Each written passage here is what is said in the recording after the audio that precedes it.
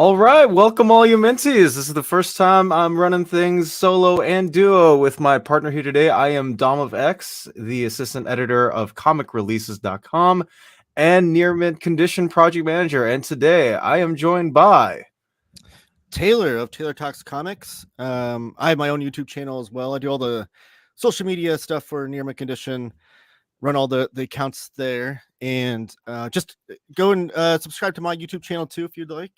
But I think this is a historic episode. I think this is the first time in Near Mint Condition history that there's a show without any of the OGs on it.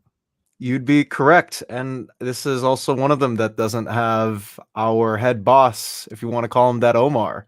Right. I've been running these with Omar for a couple of months now, and people have seemed to love the coverage of the non-Big Two collected editions. I think people have been clamoring for that for quite a while, which is why I presented to him. And since my website gets these anyways, I figured why not. But Omar is busy. So he will not be joining today. This is technically his last day, quote unquote, before he is out on vacation. So we are here to fill in the gap. For sure. And everybody go to comicreleases.com. It's a great website because especially in today's day and age with all the different distributors and all the solicitations going all these different directions, it really is a great hub. I'm saying this as a fan. I don't work for Tom and Chris running the show over there. But as a fan and a consumer, I frequently go to that website to figure out what's coming out and when. So definitely a great website. Oh, thank you. It's definitely a big thing just to run, well, something, not only a project like that, but to make sure that everything's up to date. Because one thing for me as a comic book fan and having read comics for almost a decade now, it does get pretty irritating for me when I see that there's one site that says this date and the book's actually not out yet, or maybe the book comes out and I'm like, when did this come out? So keeping people up to date and informed on all of that is pretty important. It was a big need that the community needed for sure. Oh, for sure. And just wanted to give a couple of minutes to say hello to y'all. And I guess one non-independent comics question from Silhouetted Animator. Did you guys see the DCU Superman set leaks? I did, actually. I had my friend Connor sent them to me just before the show. The costume looks great. I think it looks better than it did in the first image that we got a few months ago. One thing I'm excited about as far as the DCU goes is I love James Gunn. I'm a huge James Gunn fan. And it looks like he's gearing up to shape the whole DCU around a JLI type of Justice League, especially with the rumors now about Human Target being adapted. So, and I love JLI. I love James Gunn, so I'm stoked about that. No, for sure. No, I completely agree with you. Again, nothing independent comic related, but I am pretty stoked and excited to see what the new vision is for DC, and hopefully it's a much more consistent and better toned vision than the one we've gotten for the last almost decade now. So yeah, me too, guys. Yeah, I just wanted to say hello to y'all. Hello for all of those who are joining in. And let's go ahead and let's get this kicked off. Again, this is comicreleases.com. This is the website I run with Webhead, aka Chris. We also have a Patreon, so if you guys are interested in holding your own checklist or spreadsheet and it's completely up to date and everything run for you, it's only for $2 a month. And not only does it help us keep the website up and running with the server purchases and whatnot, it also helps me keep it up and going. So we're gonna kick it off with IDW again. These are all of the collected editions. I'll put a link down below to the website in the description too, just in case if you want to see the documentation for this all for yourself. So let's go ahead and start with IDW Publishing. And the first one that we have is a very much a treat from Omar himself in a previous interview with Patrick Horvath, Beneath the Trees Where Nobody Sees, regular size trade paperback running for $17.99 and 152 pages. This one is one I'm super stoked about. I've heard nothing but good things about the single issues that have come out. And just the pitch here, Richard Scarry's Busy Busy Town mixed with Dexter. Sounds amazing. That's a great elevator pitch. I'm sold. and I will definitely. I'm looking forward to this. One of my releases that I don't know a lot about, besides the interview that you said that Omar did. But I'm excited for this one to come out and read it.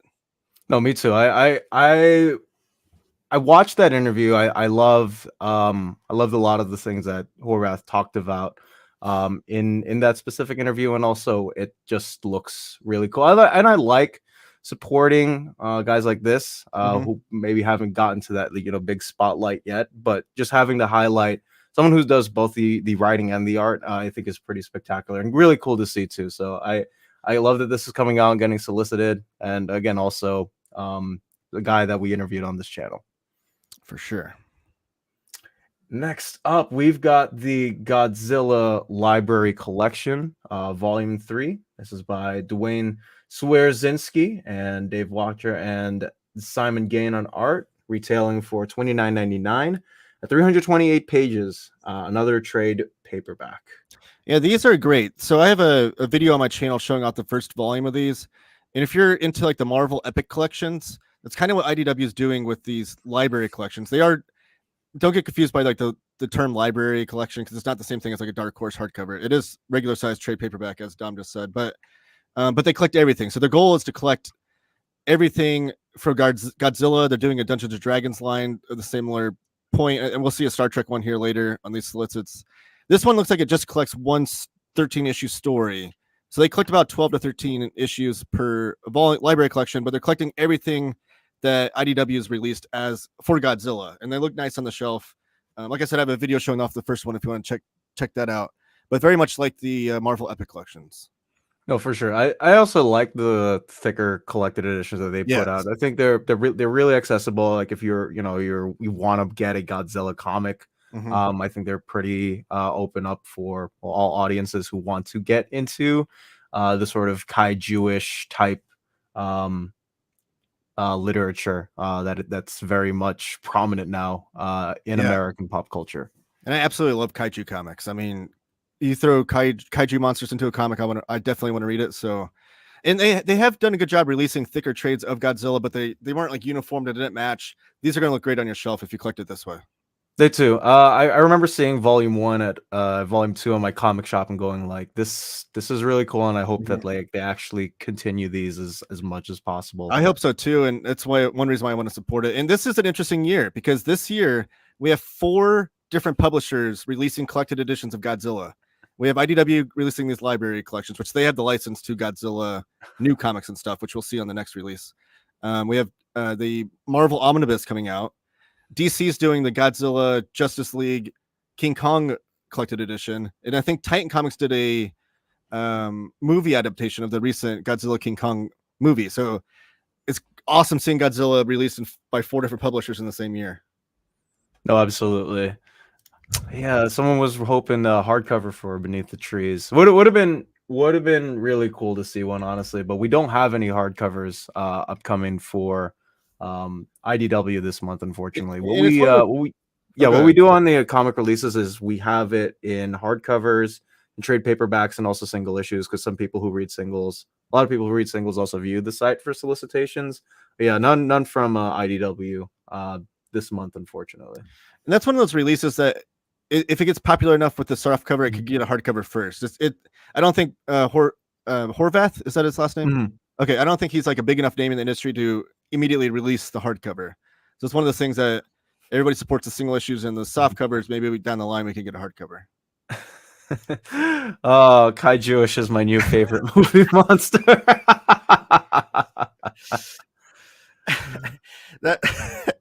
That's looking for a movie for sure. That's definitely a movie. I will say that.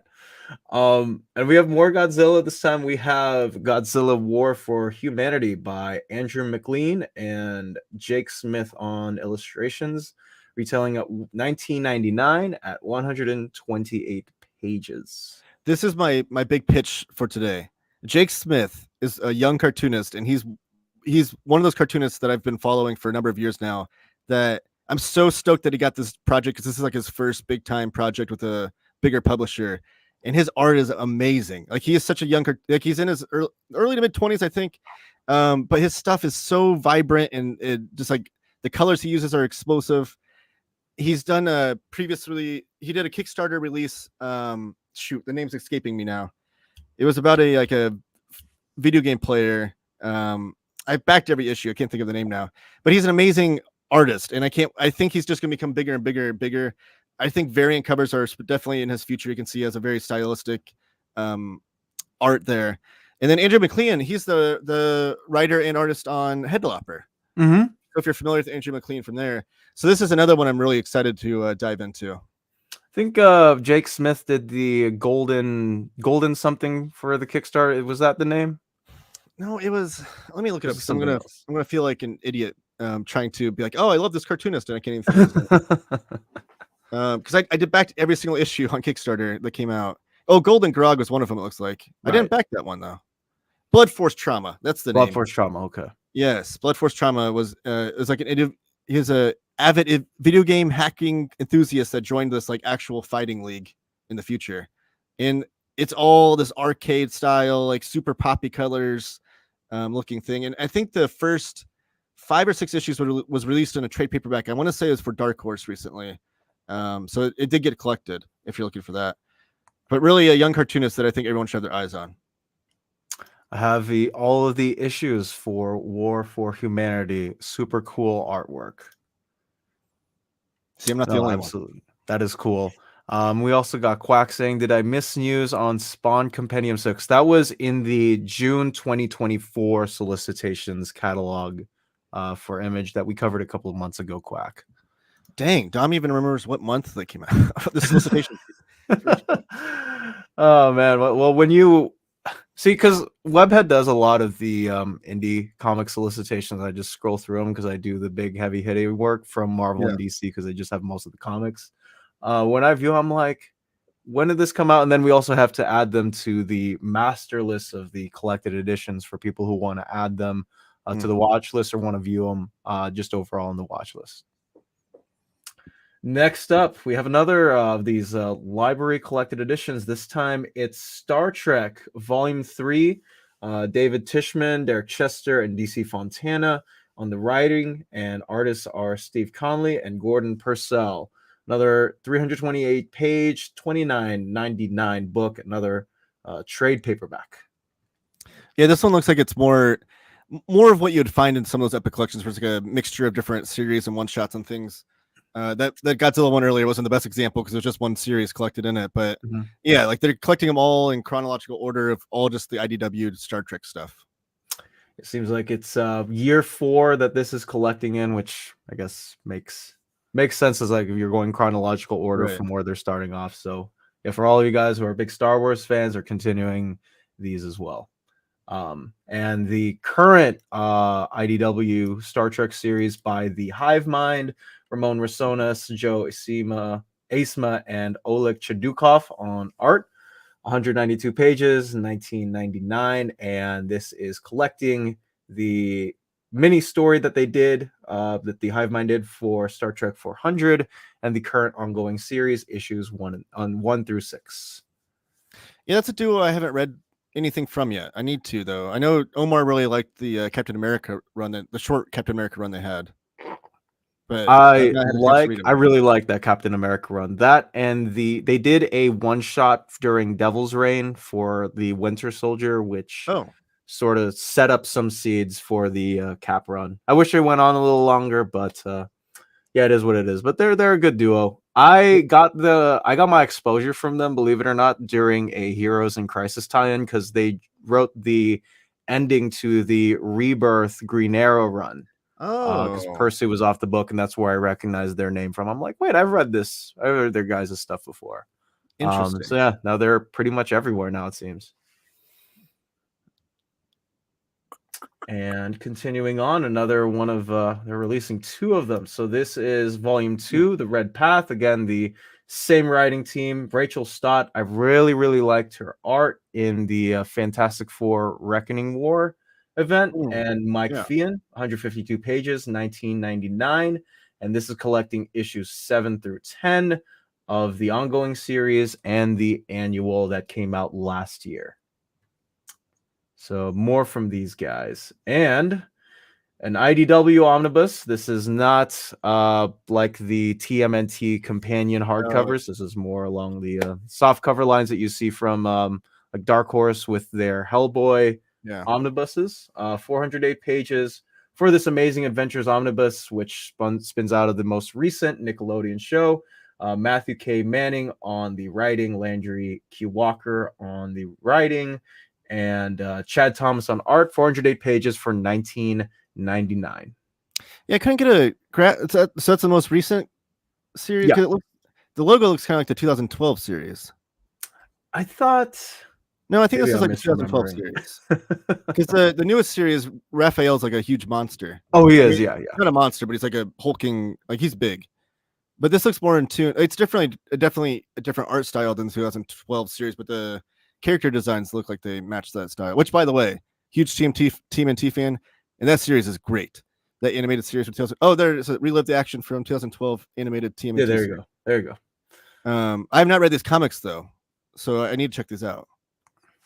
Absolutely, and it's 6x9, so it's smaller than your average standard size trade paperback. So this is going to be one of those thicky, small IDWs. And Fear Monarch says Big Raph is Rise of the Turtles or something. Yeah, you'd be right. Yeah.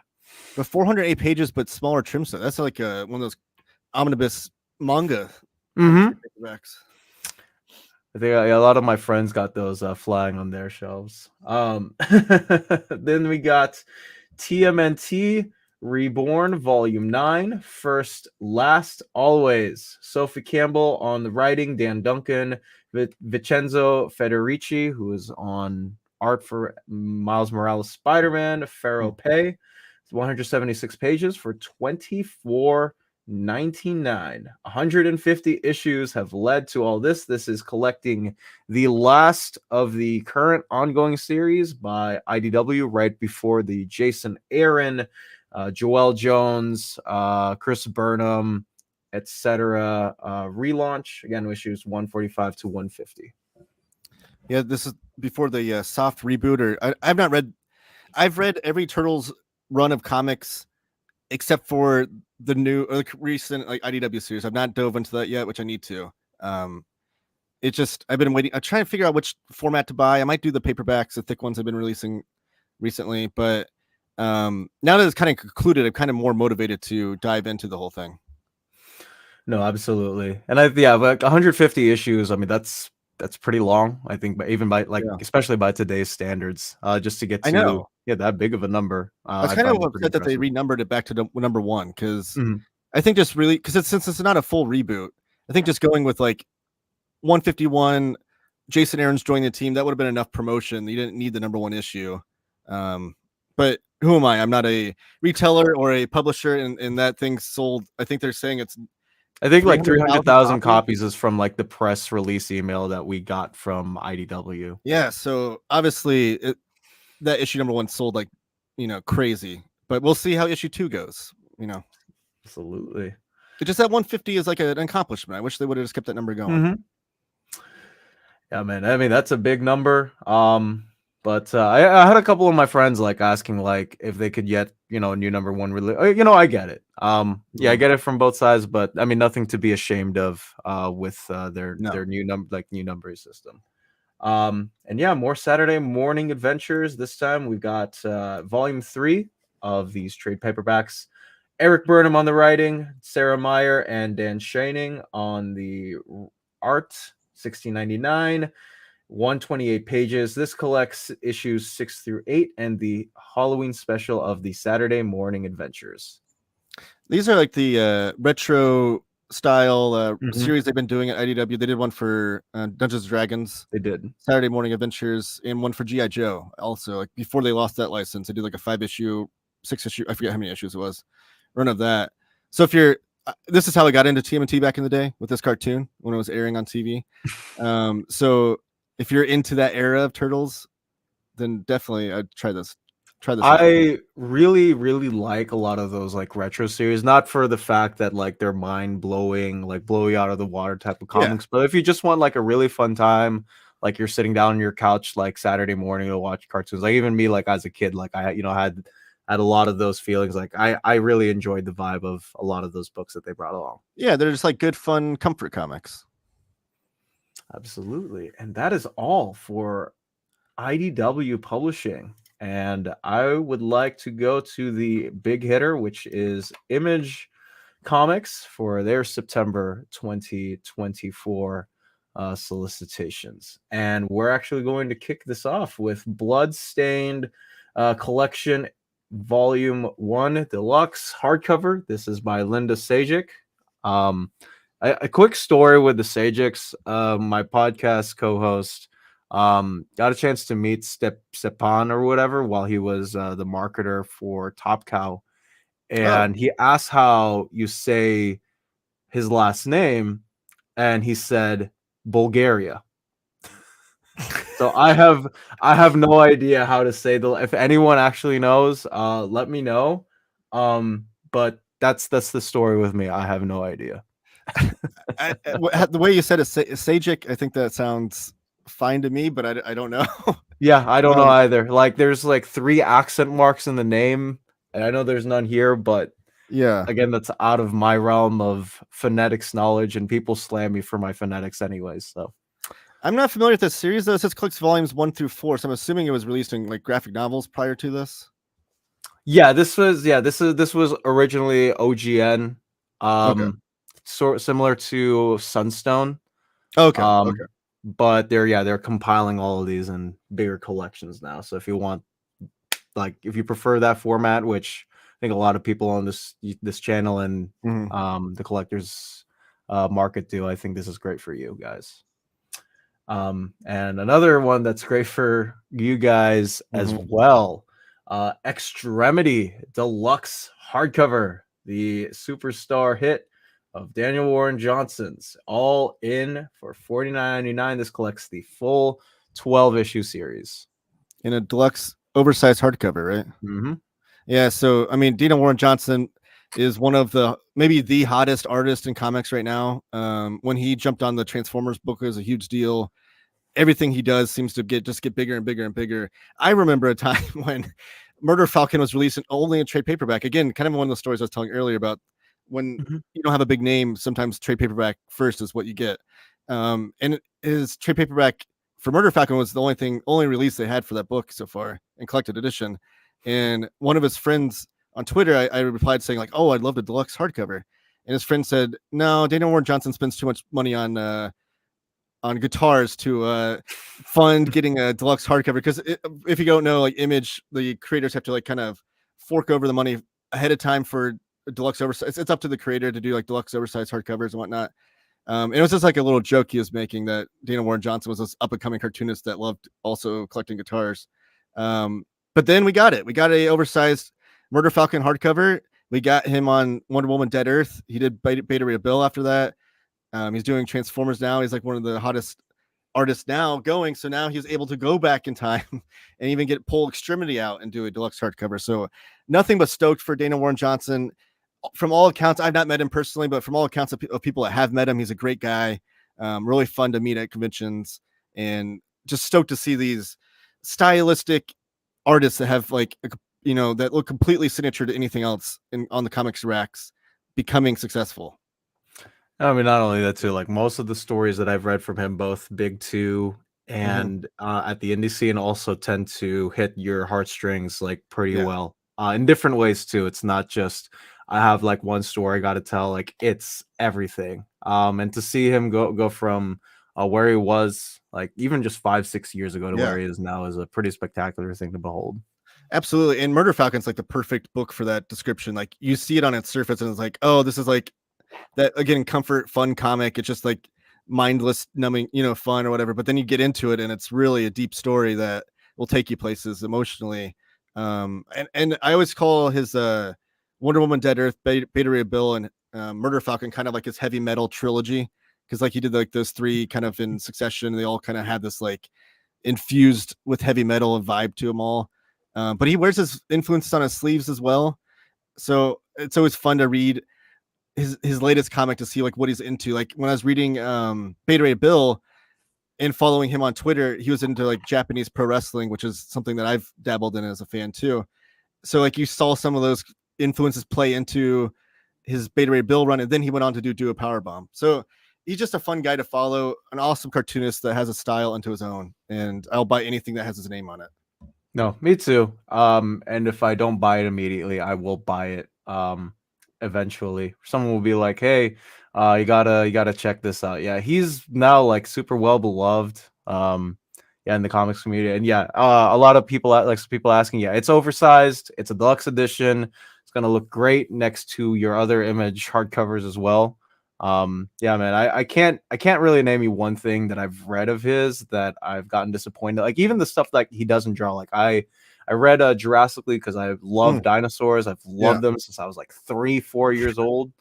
And I absolutely adored the book. So very, very hard to mess up in any case, like anything else for me. So Extremity. Deluxe edition, once again, by Daniel Warren Johnson, retailing at $49.99.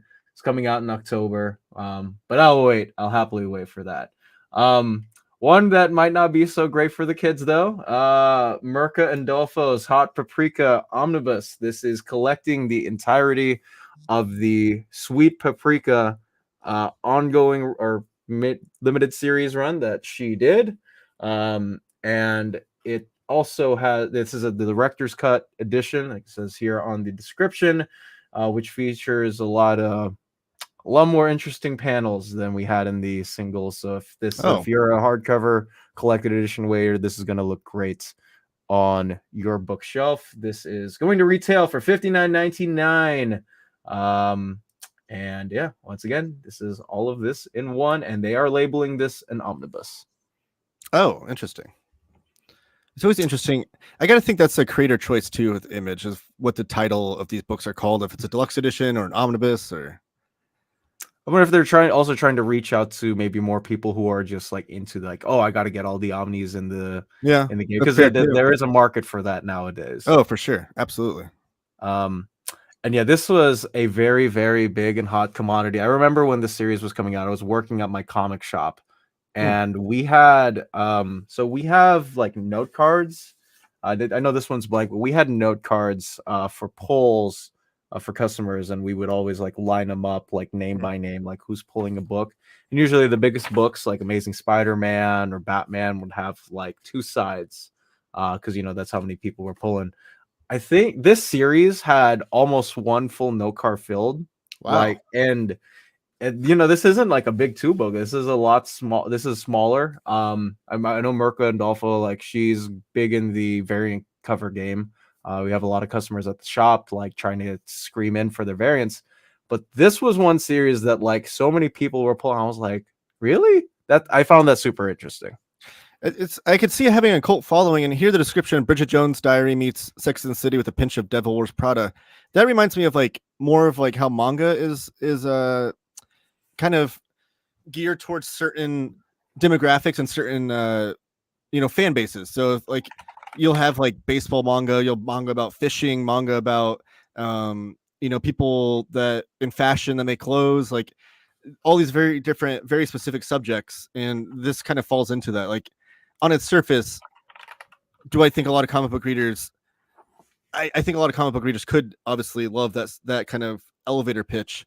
It just has to find its audience, and it sounds like it did. So that's great. I'm all for variety in comics. Me too, man. I agree. And again, there is a big market out there for it. I know a lot of the people who were it. So yeah, if you guys are into that sort of thing, and I read a couple of issues of this, and it was I'm trying to mince my words here correctly. This was a lot better than I was expecting. So definitely recommend for me. I think you guys would love it if that's sort of your thing. Next one that we've got is the Mr. Lovenstein Presents Feelings hardcover original graphic novel. It's in one of those sideways formats, retailing for $14.99, in store date of the 18th of September. I was gonna say, it looks like, so it's popular webcomic. So yeah, popular webcomic. It looks like a webcomic, which is, that's not me insulting it or anything, but like I love the fact that webcomics have become so popular now that they're finally getting collected editions. Because I'm not a big webcomic reader, but there's a lot of webcomics that I'm interested in reading. But I like to read more physically anyways. So it's cool that Image is dabbling in this front as well. It is really cool, and I like that they're trying out different things, especially with all the different studios that they have under their umbrella with Skybound, Ghost Machine, Giant Generator. So it's really cool to see them doing something different or trying out something different for their main line. Mr. Producer, James Abel, what I miss? Omar is gone and Dom is showing off. Hey, listen, if Omar was here, it would have been presented either way. So yes, there's nothing I could do about that. And Omar might have, made the picture bigger and everything. He might have spent a little bit I'm more not time Omar, man. I mean, I'm happy with where I am, and people want it. It was a popular series, so I'm just trying to highlight that. That's all it is, James. That's all it is. All right, let's move on. James trying to get us in trouble with our first time. I know. How disappointing, but this shouldn't be disappointing for a lot of fans of this series. This is the Complete Darkness hardcover volume number 3 with all of the creators under that umbrella. This collects the issues of Darkness 41 through 64, Infinity one shot, Black Sails one shot, and Wanted Dead one shot, retailing at $49.99. Did this one go through Kickstarter first too, like the other two did? The 2 volumes 1 and 2. I want to say yes. Okay, I was gonna say because to say yes. They had a really successful Kickstarter for the first 2 volumes of this. I assume they would do volume 3 as well. I've never read The Darkness, but I will say I've always kind of been interested in it. I have some friends that like swear by this series as one of those great comic series. And the names there, like David Lapham is one of my favorite comics writers. It doesn't look like he's on art, which is disappointing. But Francis Manapul, he's one of my favorite artists. My guy. That's one of my. Oh favorites. Yeah. Francis Manapul is amazing. So yeah, maybe I need to try it out. I got the first 6 trade paperbacks from one of my contact at Skybound. He gave me a bunch of comics to like read or enjoy, and a lot of them were indie based, which actually I really appreciated, but this was one of them, and he said you got to read it. And it's definitely interesting to read stuff from the 90s to see like what I guess they would consider like a lot better than the standard, because a lot of the 90s comics, like they were all over the place, right? Like my favorite taste in comics is in the 90s anyways, probably a lot of those Vertigo series, like a lot of other people do. But it's interesting to see what different flavors that people had during that time, and this was definitely an interesting read. Yeah, the 90s was a lot more diverse than people give it credit for. I think when people think of 90s comics, they think of like Rob Liefeld and Todd McFarlane and stuff, which are both great. I'm a big fan of both of those guys, but there's so much more going on in the 90s. And this was an Image series, so it was kind of in line with what those guys were doing anyways. But I just feel like I think the 90s needs to be re-examined for what they did with comics, because there's a lot of cool stuff coming out. No, for sure. So yeah, for all you fans of the big era of the 90s, this is volume 3. If you have volumes 1 or 2 or want to continue to pick it up, I would suggest you pick this up as well. And speaking of, we have the second printings for both volume 1 and volume 2 in the hardcovers, which is exciting because those went out of print fast, and it was only the trade paperbacks that were available. I think Omnidog even told me he had to buy one of the hardcovers from some comic book shop in like France or something, because that was the only place he could find it available. So it's cool that they're doing a second printing of these.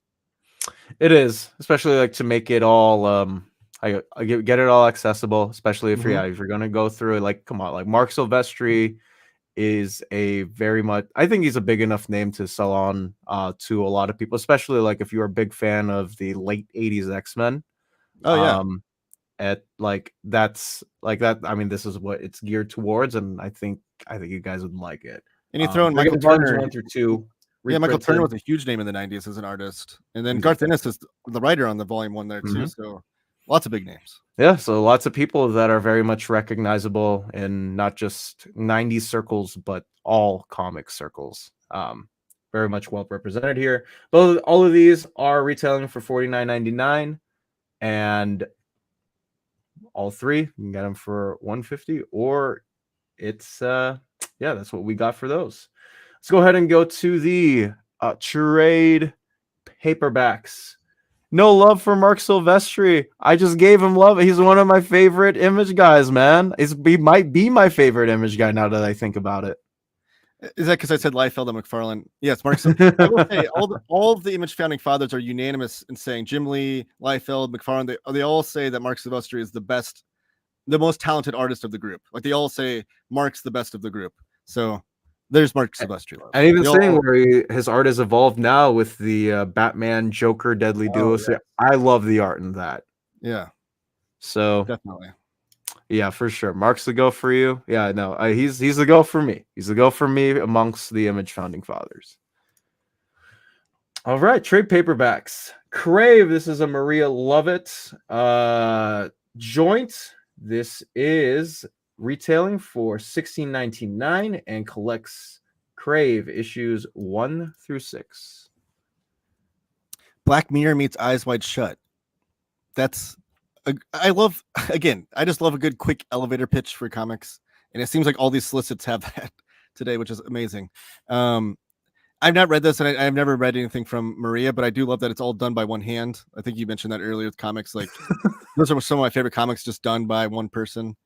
So it's cool to see.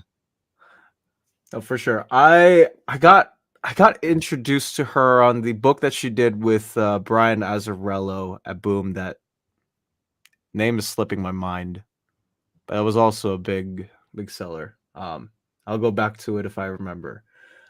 Dutch by Joe Casey, who is getting his name sort of back into comics for the last 1.5 years. He's doing the Superman Kneel Before Zod series at DC at the moment. This is retailing for $12.99, collects the first 3 issues of Dutch, so one of the smaller series, but yeah, it's back into gear right here in this trade paperback. Real quick, I just looked it up. Faithless is, I think, the series you're thinking of. Oh, you'd Ryan. be correct. But I love this. So this is like a throwback again to that 90s era Image, which I love that era. So like when I say like 90s, people think of 90s comics, they're very like,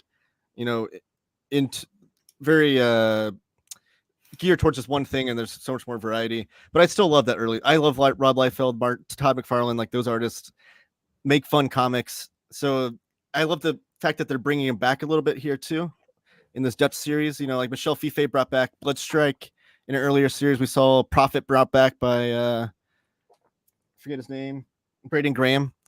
So I always love when they kind of do this retro series of the 90s comics. It makes me feel old. It's like it's like when early on when Todd McFarlane was like doing Spider-Man, it's like, oh, this new thing about this classic character. It's kind of what they're doing now with these 90s characters. And again, I think if anything is shown, like there is still an audience out there who will attempt to try back and reconnect. Maybe it's nostalgia, or maybe it's, I want to read something cool, or get some of those older feelings back in, which is never a bad thing, I think. No. Especially with this too. I know that we did a Near Mint Condition did an interview for the G.I. Joe Kickstarter, but we do have volume 1 of the post issue 300 G.I. Joe, issues 301 to 305 for this volume 1, brand new era of G.I. Joe, and there are 2 covers. So this is the standard by Andy Kubert, and Chris Mooneyham does the direct market cover that will only be printed once, retailing for $14.99, coming out in September. This is a really big deal that I think needs to be talked about more, because this is continuing the Larry Hama written series that dates back to his original Marvel G.I. Joe series. So the first 150 issues written by Larry Hama for G.I. Joe back in the 80s, 90s were done by Marvel. And then there's this big gap of years. IDW restarted that series at 151 with Larry Hama writing it. And Larry Hama took that with IDW all the way to issue 300. And now he's continuing it on with Image Skybound. So 3 different publishers, but continuing on 305 issues written by Larry Hama of G.I. Joe. It's pretty historic. We don't have, how many comic book series out there have one writer on it for over 300 issues? Like Cerebus went to 300. And that might be it, because Cerebus went to 300. I don't know any other writer just written by that did 300 issues. Because Spawn, McFarlane didn't write every issue. Nope. And I know Savage Dragon will get there. with Larson doing art and writing. But so it's pretty historic, and I love that they're continuing it on. I love that when Skybound, they started doing their own stuff with the Energon universe, but they still wanted to continue on the classic Larry Hama run because it has a pretty cult following as well. My older brother actually has a whole YouTube channel dedicated to G.I. Joe with Larry Hama called Real American Brian, if you want to subscribe to that. But he has like all of them like custom bound and everything like that. So I know he's excited about this.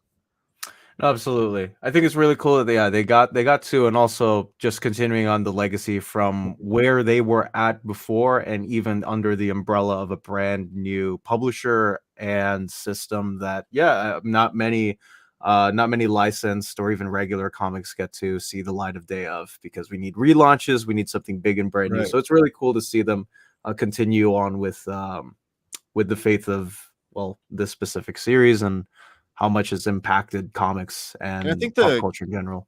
The Kickstarter only has the first 150 issues. I think it's just the Marvel Mhm. run so far. I'm assuming there'll be a follow-up that does the IDW run. So if you're getting that Kickstarter, this is kind of a continuation of that same series, same continuity written by Larry Hama. Oh, absolutely. Continuing on with the series, we've got the Giant Generator first issue sampler, Volume 1, Gateway Drugs, of course, by the one and only Rick Remender.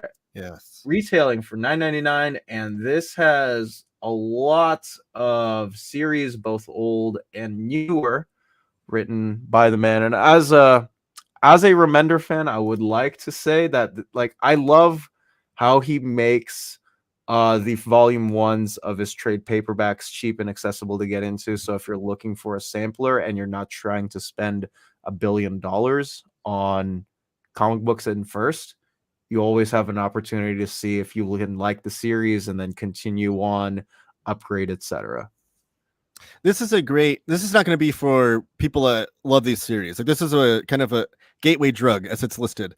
A great gift though. So if you have like maybe a lapsed comic book fan in your life, or maybe someone that's like trying to look for something different outside of the big two, this would be a great thing to hand them and say, read this, find a series in here that kind of piques your interest from that first issue.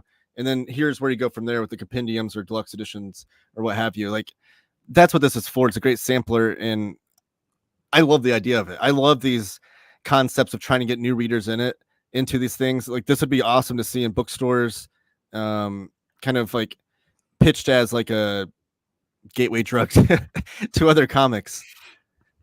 No pun intended, obviously, but Right, right. I completely agree. Like, I think one thing that comics just more in general could be better at is, like, we need to introduce new people to the hobby. It can't just be the same rotating people over and over again, because at some point, people like me, people like you, and other people who are into the hobby are going to get burnt out. We're going to feel like this is like chores, this is homework. But the more people that we get energized and kicked into, like, this is why we love American comics, this is why we love graphic novels, not just from here but from every country, like that, the more people we have there, I think the better off we'll be.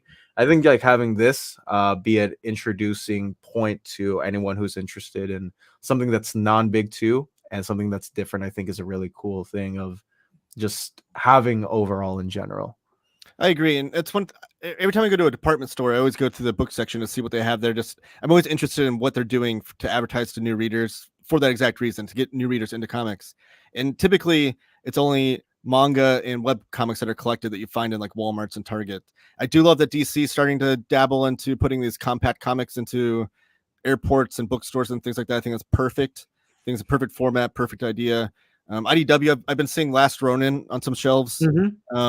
Last Ronin is on like every single bookstore I've been to. Right. The last like 1 year. It's working. I don't know that this would do so well in that same format, but anything that can get new readers in, like you said, we only healthy for the industry.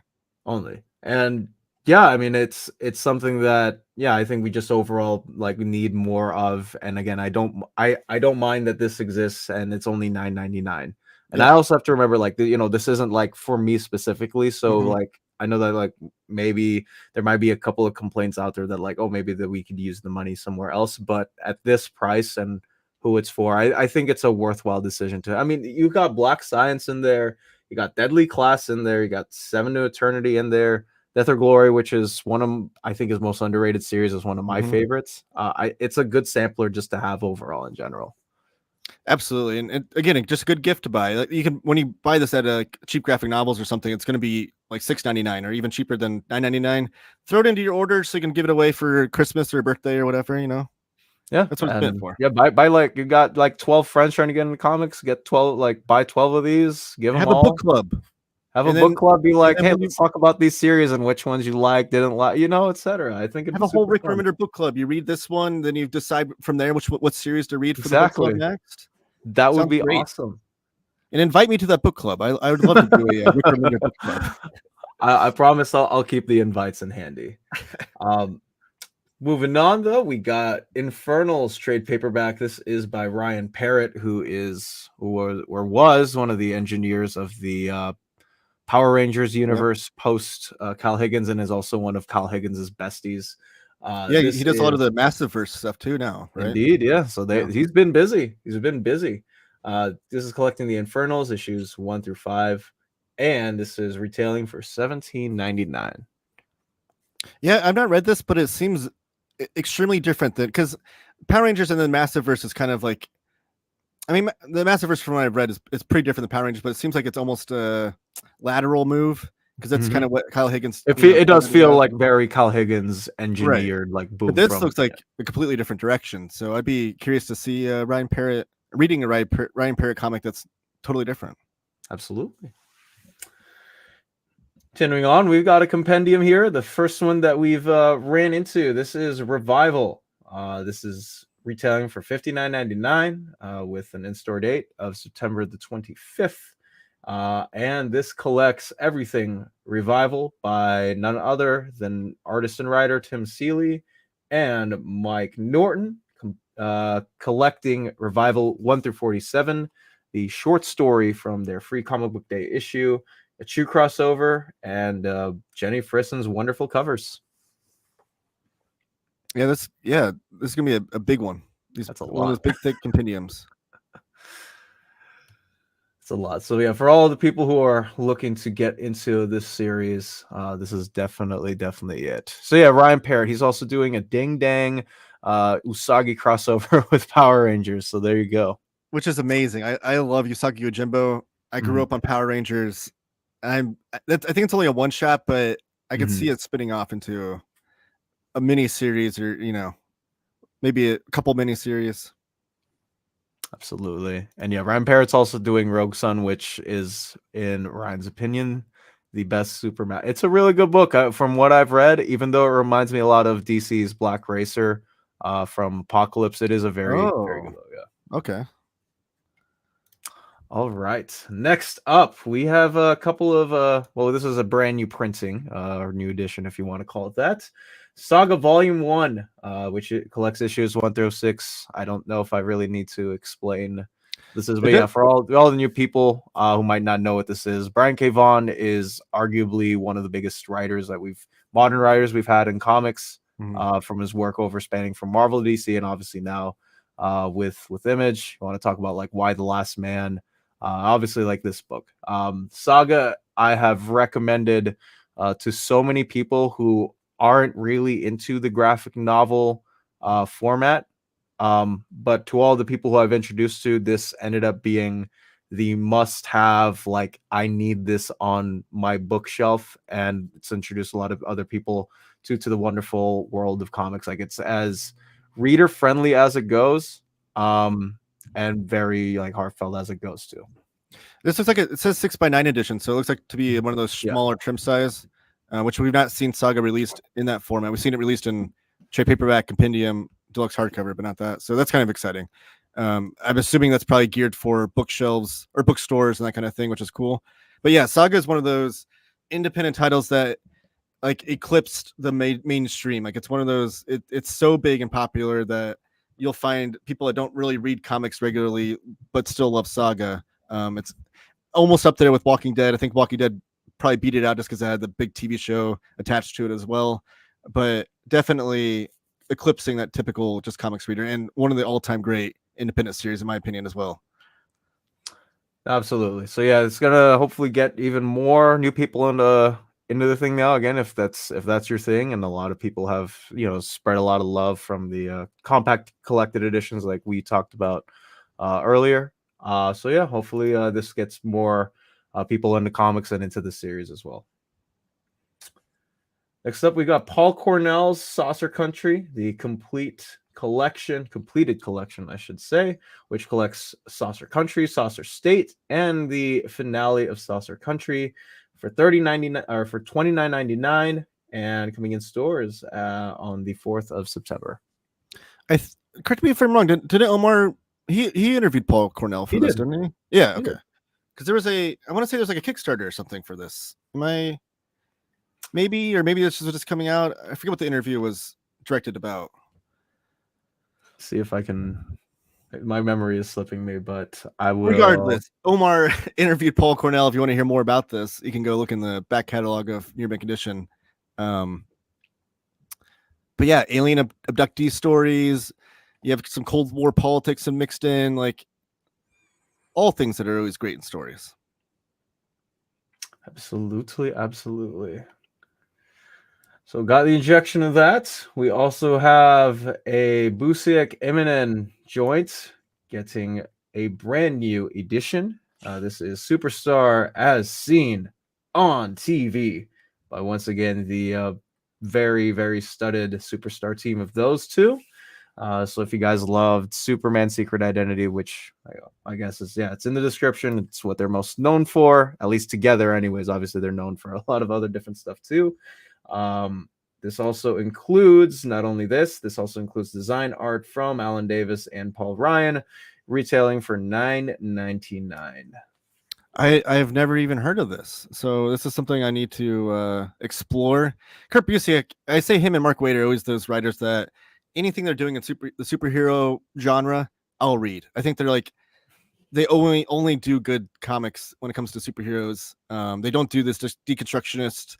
Superheroes are actually evil, which those stories can be fine too. But they honor the superhero and do these love letters to superheroes, but still kind of like add their own wrinkles to them.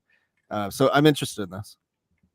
Me too. We also got super producer James to the Paul Cornell interview. So if you guys are looking to dig into that, there is the link displayed by, again, the wonderful super producer man, Mr. Abel.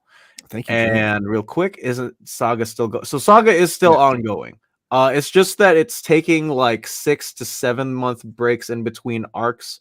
What I understand is that they're gonna go up to issue 108 because that like we had 54 as like the halfway point. And I guess 108 is the ending point. But I promised to myself that I would finish Saga so I wouldn't get like burnt out and miss, because I had a lot of people tell me like they were super into it and then the hiatus happened and then just fell off, which does happen. So I'm hoping that doesn't do the same to me. So I read a couple of issues, dipped out, so I wouldn't be able to get that stinging Saga. So I think it does seem like the hype for it has kind of waned a little bit with this since they've come back since the hiatus. But I think once that next deluxe edition comes out, the volume 4, I'm assuming there'll be 6 total if they're going to, double it. The first 3 deluxe editions were 54 issues. But once the next deluxe edition hardcover hits, I think the community that we are all a part of with this collected editions is going to get hyped again. I won't be surprised if that is the case, because I think right now it's like when it comes back to single issues, the hype was really around the collected editions, even the trade paperbacks. So reading in singles now, I think it's like a different mechanism, right? Because we had the box set, we had the compendium, so we got a lot of people who weren't aware of the series before. We had them sort of sprinkle in and realize like, hey, this like series exists and this looks really cool. So it's kind of hard to not read in these big chunks when that's how most readers started the series off, was in these big chunks, and then to go to single issues, it's been like, I think that's why the hype's like, well, that was just a single issue, like nothing really happened. But it's like, give it some time. Let Brian K. Vaughan and Fiona Staples cook a little bit. But we had like I said, we said for Superstar Seen on TV, I'll always check out what Busiek and Waid do as well for books, just because like they love superheroes and I love superheroes, and it's really hard for me to say no to any project that they're doing. I'll always at least try to read it, even if I'm not completely into it, because I love those two as writers. I always have something good to say about what they mean as icons for life just in general. I just reread the Fantastic Four run by Wade, which I dropped a video this morning about. Cheap plug. Go watch that video on my channel. But his Fantastic Four run is just amazing. Like the fact that he hits all the high notes of what makes Fantastic Four great. All the different interrelationships between the group. Like they're just both great writers. I agree with that. And yeah, we got we highlighted this earlier. They are collecting Darkness and the bigger complete collection type trade paperbacks as well. So this is the same same contents as the third hardcover, but maybe you guys prefer trade paperbacks over hardcovers. They're printing this as well, and they're the same trim size too. We should note, like the hardcover's not oversized, so yeah, everything is exactly the same. It's just the actual cover is a hardcover on the hardcover version. So there is thanks, James. Mr. Super Producer James with another epic quick link. And now we have the Forged. This is a series that I've actually been enjoying. I've been reading this in singles just because whenever Greg Rucka is writing a comic, I'll always pay attention. Like he and Brubaker, for me anyways, are just like when I need to sit down and like learn something about whatever, I'm always there to figure out where they're going. And it's in a different size format. So it's not like your regular single collected edition. It's more of a magazine-ish type in size. And is that how the trade paperbacks are as well? Yeah, that's how they're structured too. Okay. So yeah, this trade paperback is retailing for $24.99. Again, this isn't your standard 32 issue page comic. This is a little bit bigger, oversized, both in terms of page content and in size. Retailing for $24.99. Is that the series that's like about giant mech robots? Yes. Okay, because I didn't realize they're already on volume 3 of the trade paperback. This was when this was like first announced as a series. I was like, oh my gosh, I need to read that when it gets collected. I guess I've missed out on the first 2 volumes. Gotta go back and get them. I know, I do. I love giant mech robots as well, and Greg Rucka's great. So. Who does it? Yeah, and it's being half written by Greg Rucka, so I can't say no to that. Yeah. And for all of the people who love Invincible, maybe they need to get some of those brand new printings, etc. We got the new edition of Invincible Volume 5 trade paperback. This collects issues 25 through 30 of the mega hit indie series, which is yes, it's on Prime. Retailing again for $14.99. I think that's a 6x9 trade paperback. Yeah, it's another one of those. Yeah. So it seems like Image is really dabbling in that. Anything to get newer readers in, I'm always in for. And then we got King Spawn Volume 5 trade paperback. This is part of the another one of those post 300 launches where they had all the brand new Spawn books. This is collecting issues 25 through 30 of this. Javi Fernandez, I got exposed to his art on Tim Seeley's Nightwing. I haven't really. He was on a couple of issues of Percy's Wolverine. They got pulled over to Image. So the fact that Todd McFarlane had a post 300 series that's now lasted for 30 issues on King Spawn, like that's impressive. I know. Again, that he has that nostalgic crowd that has always been a Todd McFarlane fan and will follow him, and he knows how to sell things. I always say Todd McFarlane's like. He is the best marketer in comics. I don't know if there's anyone better than him. Like it was Stan Lee was the greatest marketer in comics ever. Todd McFarlane is either right up there with him or number 2. Like they're both just great at marketing comics. They are. So for all the King Spawn or just Spawn fans in general trying to continue the Saga series, Volume 5 is there for you. And Margaret Scott's graphic novel Volume 3 to Sea Serpent's Heir. Queen of Mercy. This is the final of the graphic novels that she's putting out. Retailing for $14.99. I loved her Batgirl stint right after Larson. What? I can't remember her first name. But she took over Batgirl when they changed the branding from DC Rebirth to DC Universe. Is it Hope Larson? Hope Larson? Yeah, Hope Larson. Yeah. So she took over, and I fell in love with the series. I was picking up the Joshua Middleton variant covers, and I was like, "All right, I have no idea what's in this because I'm not reading Batgirl. I'm not I'll always read Babs, Cass, and Stephanie Brown when they're collected, but I won't like actively go and pick up any singles. I always wait for the trades on them. But I loved her Batgirl run. I love her voice for Babs. She also did the screenwriting for a couple of the DC animated films as well. So I love her writing. I haven't read any of this yet, but this is definitely something that I'm interested in. Can you click on the cover?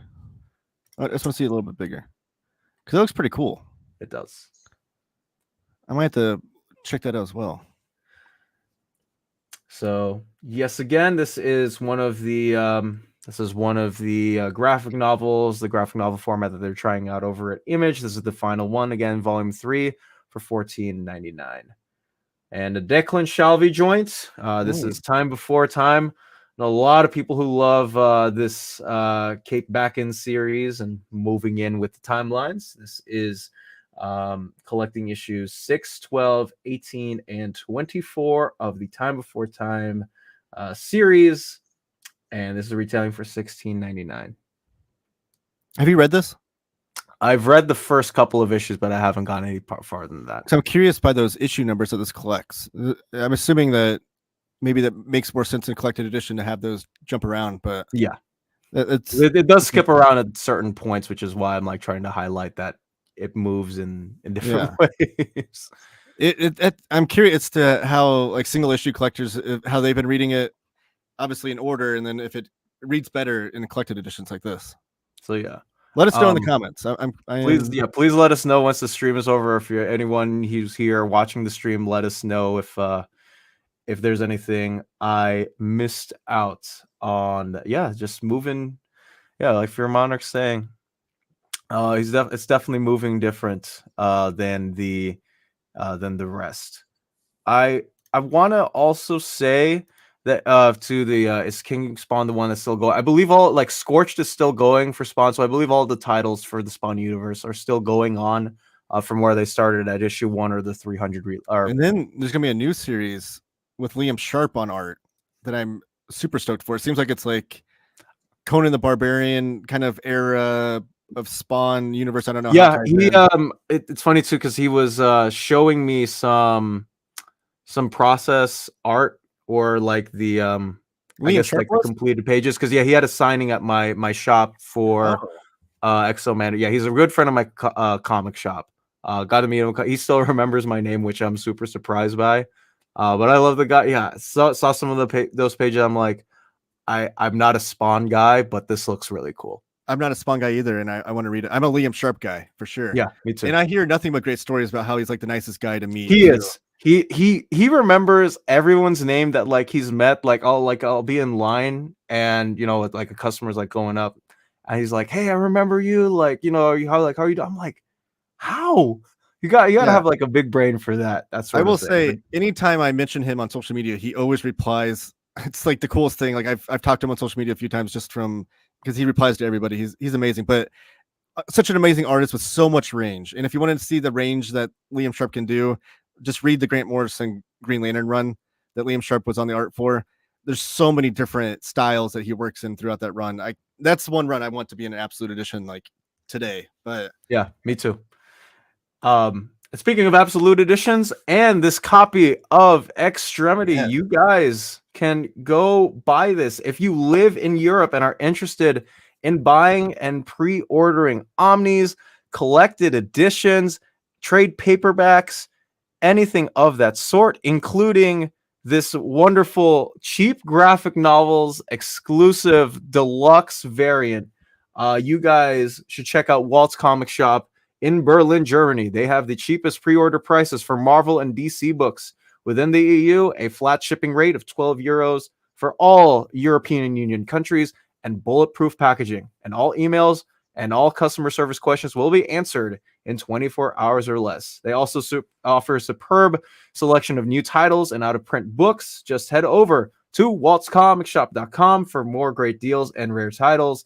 And again, if you are a viewer of Near Mint Condition, you can use the code Near Mint Condition at checkout, get free shipping for all EU countries for your first order over €40. Walt's Comic Shop, your reliable source for Omnis and premium collected editions in Europe.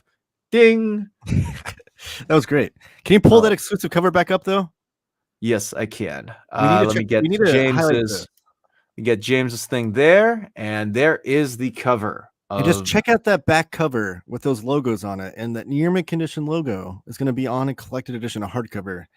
I know Omar's stoked about that, but as a guy that has been following Omar for so many years and now works with him, like that is such a cool kind of like milestone to have on, notch on his belt, if you will. Right. I mean, just to have anything on like an exclusive direct market, I mean that is insane.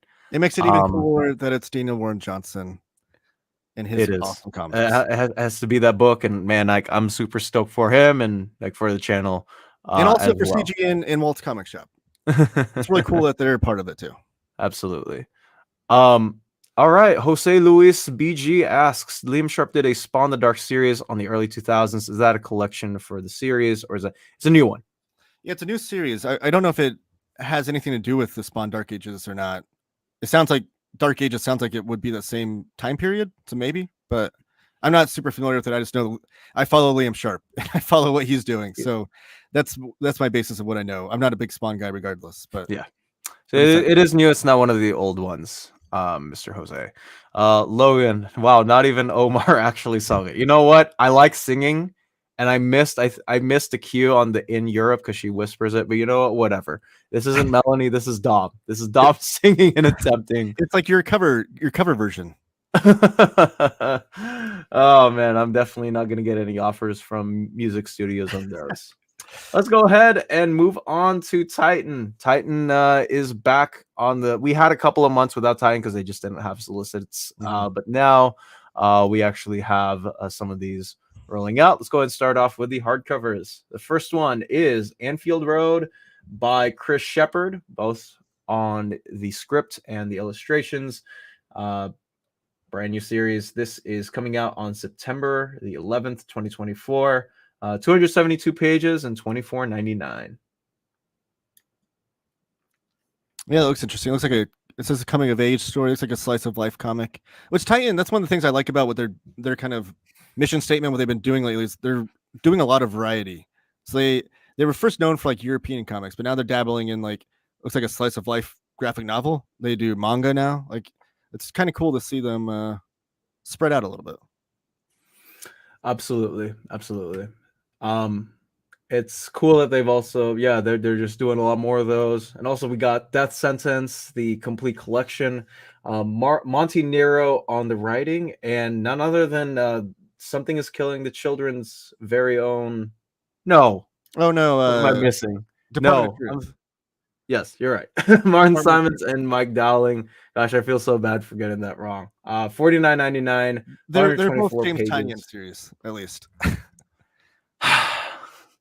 But Martin Simmons is this a early Martin Simmons? Because I've never heard of this. I've never heard of this either. Yeah, this is I've never heard of the series. I don't know if it's Martin Simmons pre Department of Truth, because it looks like a little bit, unless he's working in a different style now. I mean, Department of Truth did take a little bit of a break, so I don't know. This could have been in between. I don't know. Someone let us know in the comments. But Martin Simmons is great. I'm a huge Bill Sienkiewicz fan, so anytime I see like a Bill Sienkiewicz kind of clone artist doing their thing, and I think Martin Simmons is the best of them. Like all of his work is amazing. I love Department of Truth. It's a great series. So I'm very curious about this. Yeah, I just quickly looked it up. It is pre Department of Truth. So there is it for that. And Uncanny Suit says, thank you guys for picking up Omar slack, fellas. Where does he get off thinking he can go on vacation? Well, don't worry though.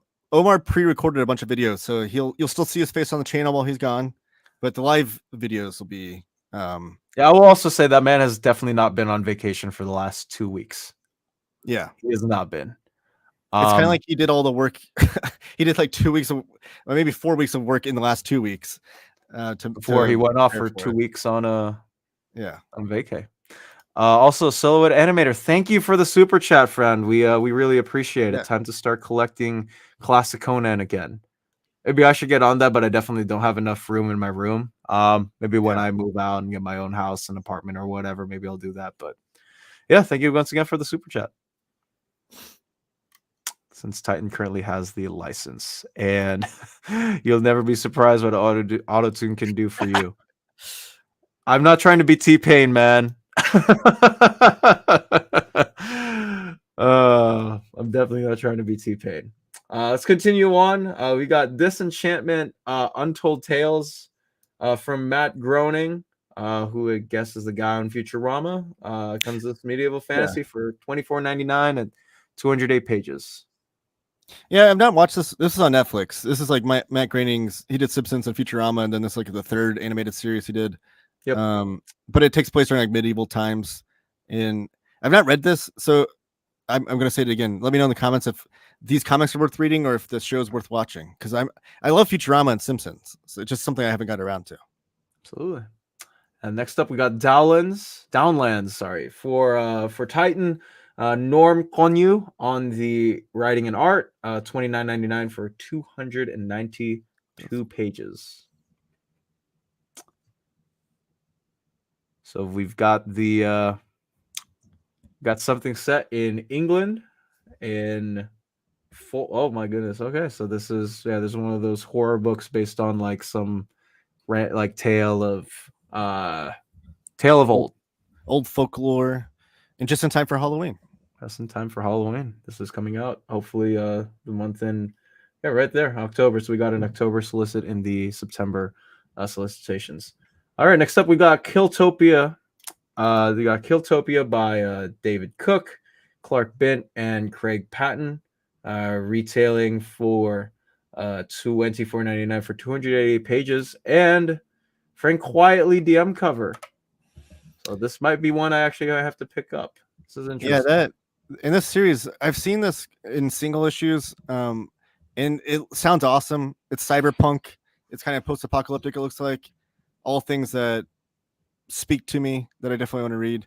And Frank Quietly, I mean, you can't go wrong with. I cannot say no to whatever. If that guy draws most random thing ever, I will be there. I do not care where. Like the terms and agreement of like iTunes or something.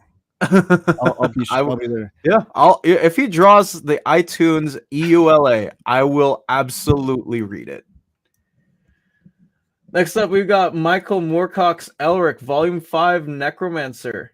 This is retailing for $19 and 64 pages, collecting the Necromancer issues 1 and 2. I think this is a modern run of Elric. I think from what I've seen. This is. Yeah. I don't believe I've seen anything before like so. Yeah, this is brand new. And another interesting one, we've got another solicited Conan omnibus. This is Omnibus Volume 10. In conclusion, and with heroic signatures, retailing for $425 for 516 pages. This collects the 13 issues of the classic Conan magazine, Savage Sword of Conan, and featuring stories from a host of different creators. They misspelled Andy Kubert in the description. They actually spelled it like a cube. Kubert. Yep. Kubert. Val Myrick is an awesome artist. Yeah. So this is continuing on from where Marvel, because Marvel left off with Volume 9. Is that correct? Yeah. Okay, so this is a continuation of the Marvel series, and we've heard from Titan and Heroic Signatures. I think we might have seen a mock-up of the spines and stuff. They're going to match exactly like your Marvel ones, except instead of Marvel at the top, it'll say Heroic Signatures Titan, but everything else on the trade dress of the spine is going to look exactly the same. So it's going to look great on your shelf if you've been collecting those Savage Sword of Conans. A Marvel left off at 8. Okay. Oh, okay. So yeah. I guess Volume 9 comes out before this, I assume. I hope. Yeah. And there has been some delays on these, but fingers crossed. Fingers crossed that we see this. Absolutely. So yeah, I don't have an update on the omnibuses or when they're supposedly slated to come out because I don't have I do have a contact at Titan, but they don't deal in this specifically. So that is an Omar question. Maybe if I get any word back from him, or if we get any word back from him, we'll let you guys know. All right, let's go ahead and go on to the trade paperbacks. Rivers of London Stray Cat Blues trade paperback. This is based on the hit-selling written novel of of Ben Aronovich's. This is collecting the issues 1 through 4 of Stray Cat Blues Rivers of London series. Looks pretty cool. And then Sea of Thieves, one of my favorite video games, or used to be anyways. This is coming out on September the 4th, $14.99, 84 pages. Jeremy Whitley on art and Roald Marsilius on the art. This collects the Sea Dog Search issues 1 through 3. So have you read these comics? Have you read the comic series? I have not. Okay, I was gonna be curious. I'm always curious by licensed and adaptation comics. I think, man, what video game comics have I read recently? You know what? I think the one I've read the most recently is the Marvel Fortnite. Series, because I wanted to get those codes for my brother who plays Fortnite. I used to play a lot when I was back in high school. I don't as much anymore, just because the game is so different.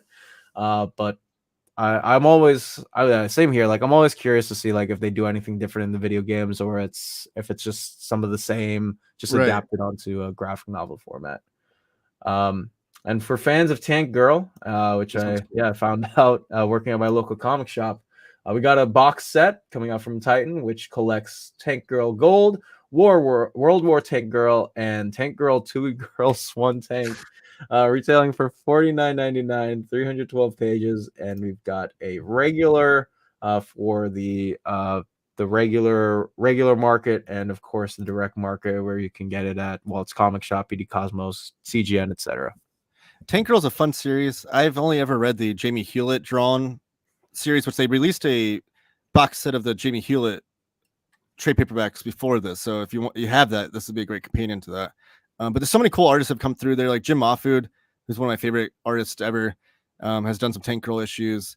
But Alan Martin has been like the writer of it throughout all the years. So I'll be curious to read these since they have different artwork. But Jamie Hewlett, he did all the artwork for the Gorillaz, like the band, the Gorillaz, all the animated artwork and stuff like that. That's all Jamie Hewlett. Amazing artist. He's got some cool books coming out later this year. But so I've only read that Tank Girl era, but they're fun comics. They're fun, just they're not going to be like Watchmen, or they're not going to make you think about, deeply about anything, but they're just like fun, stupid comics. And I mean that in the most endearing way. He means that in the most endearing way, guys, which is why I got to go pick it up.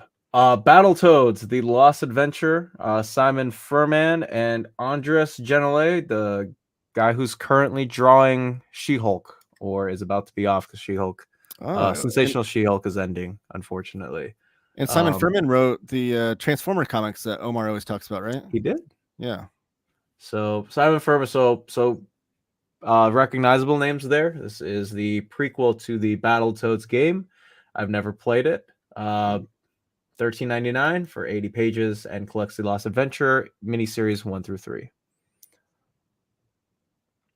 Next up, we got the current ongoing Conan the Barbarian run by Jim Zub and Roberto de la Torre, $17.99, 112 pages, and the current ongoing series 9 through 12. A lot of people have been loving the Jim Zub Conan series, fresh off the relaunch post Titan getting the license for along with heroic signatures on. So if you guys have been loving this, I mean, go pick up the trade. Nothing but massive praise for the series from everybody I've heard. So yeah, so big praise from everyone, which is why I got to go pick it up. And another series that's also been getting pretty high praise. I read the second series of Gun Honey. This is volume 3, Collision Course, which collects issues 1 through 4. Apparently the artist is Malaysian, Angkor Kang, I think is how you say her name. But she's pretty big in that community. I have a friend who collects or tries to get with or buy Malay series written or drawn by Malaysian creators. So that's why he's interested in the series. Again, I've only read one series of this, but I found it pretty fun and engaging. Again, this is collecting issues 1 through 4 of the third series of Gun Honey. Yeah, this has been a really big series, especially in the variant cover game. And then you can see like the Hard Case Crime imprint on the top left corner of those covers. They've been doing a lot of like Mystery, like those series. I think Omar's done some videos on those. Are in that same imprint. So they do like classic reprints and then also new series like this. I've not read this, but if you're a fan of like crime pulp, I've heard nothing but good things about it. My friend Lohit is a huge fan of the series. He's been collecting it in singles. So yeah, this is pretty big in that game. Like if you love noir, I think you're going to love this this series. Corpse Blade volume 1. This is a manga, $12.99 for 192 pages. This is volume 1 of a new series. I've known nothing about this. This is a brand new series from Titan Manga. But if you guys are interested or are just big manga collectors, go ahead and pick this up. And then IL volume 0, or just that regular volume. This is other Titan manga, which is $16.99 for 352 pages. So it's a bigger manga than the ones that everything we're used to seeing. it's by Osamu Tezuka. Yep, the god of manga, who created Astro Boy among other things. And Osamu Tezuka, who's sadly no longer with us, but a lot of his stuff has been getting collected by a number of different publishers. I think his licenses must be all over the place. I think it's probably a thing to where like these Western companies are probably finding out which of his comics, because he was called the god of manga because he's like the Jack Kirby. He put out so much stuff that you couldn't even collect all of his stuff, I don't think, in English yet. So I think probably people, all these companies, try to find out which ones haven't been licensed in America or whatever. So they're grabbing and snatching up these series because, again, like I said, he's been published by different companies all over the place. But if you're a fan of Osamu Tezuka, here you go. For sure, absolutely. We got a guy in the chat, Next Image Not, said for the Savage Sword of Conan Omni Volume 10, should be noted that the page count could be wrong. It doesn't align when in fact it may be 716 pages instead. I mean, could be, but we also haven't gotten any of these omnibuses to compare it to yet that have actually been printed out. So maybe if we get closer to the date, maybe we'll get a change in on that. But that is what they sent to me for the comic releases solicitation information. Again, maybe we could, because things change all the time. Sometimes pages go up, sometimes pages go down. I'm releasing a video later on my channel today to highlight all the stuff that I didn't get to last week in terms of release date updates, which includes a couple of omnibuses getting delayed, and also some page count updates there. So yeah, anything can change within the span amount of time. Like it's anything that we see here isn't completely finalized until we get to that release date point. Kamen Rider, another big manga for, like, I know a lot of people who love Kamen Rider. $12.99, 224 pages, of course, based on the Japanese tokusatsu show. Retailing there, and September 11, again, the release. It's like a modernized run. Like it says Shotaro Ishinomori's on the writing team. He's not actually writing. I think it's just based on his property. I think Toshiki Inoue is the writer on this, but it's like a modern retelling of Kamen Rider. Absolutely.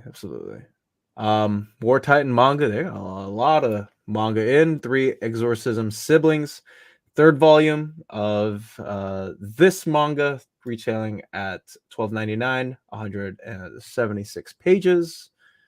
And last but not least, Working for God in a Godless World, Volume 1, $12.99, 192 pages. Artist is Sonsho Hangetsuban and Aoi Akashiro. So another one of those volume 1s. And that is all we got for Titan Comics. Let's go to Boom Studios for the September 24 solicitations. It started off with Woods, the deluxe edition by none other than Tiny Onion and Michael Diali Nas. This was a big 36 series. Issues. I remember when this came out, because Tynan had gotten some attention with the backups in Scott Snyder's regular Batman series with Court of Owls. And when this was out, I was like, oh, this is brand new. It's like from that guy who's doing Batman with Scott Snyder, who has his own Talon series at DC. and it's 10 years now, and I can't believe it's been 10 years. Now he's one of the biggest names in comics. James Tynion is, and yeah, he started off as a Scott Snyder kind of disciple. He was learned about writing comics from underneath the Scott Snyder tree. Scott Snyder has a few of those writers out there. I think he has his own. He has his own writing class as well. Mm-hmm. My he friend was Connor, a student. Now it's like I've become the master. Right now, James Tynion is like talk about how Dana Warren Johnson's is like probably the hottest artist in comics. James Tynion might be the hottest writer in comics. Absolutely. And with that, we have the regular cover, and we also have a slipcase edition with this. So you guys are just looking for the regular series. It's retailing at $89.99, and with the slipcase, it is retailing at $115. Which, if you're comparing that to like the Something Is Killing the Children hardcover and slipcase edition, the price point's higher, but this collects 36 issues. I think Something Is Killing the Children only had like 16 to 18 issues. Yeah, it's only like a 15, 16 issue per hardcover. So this is a much thicker hardcover.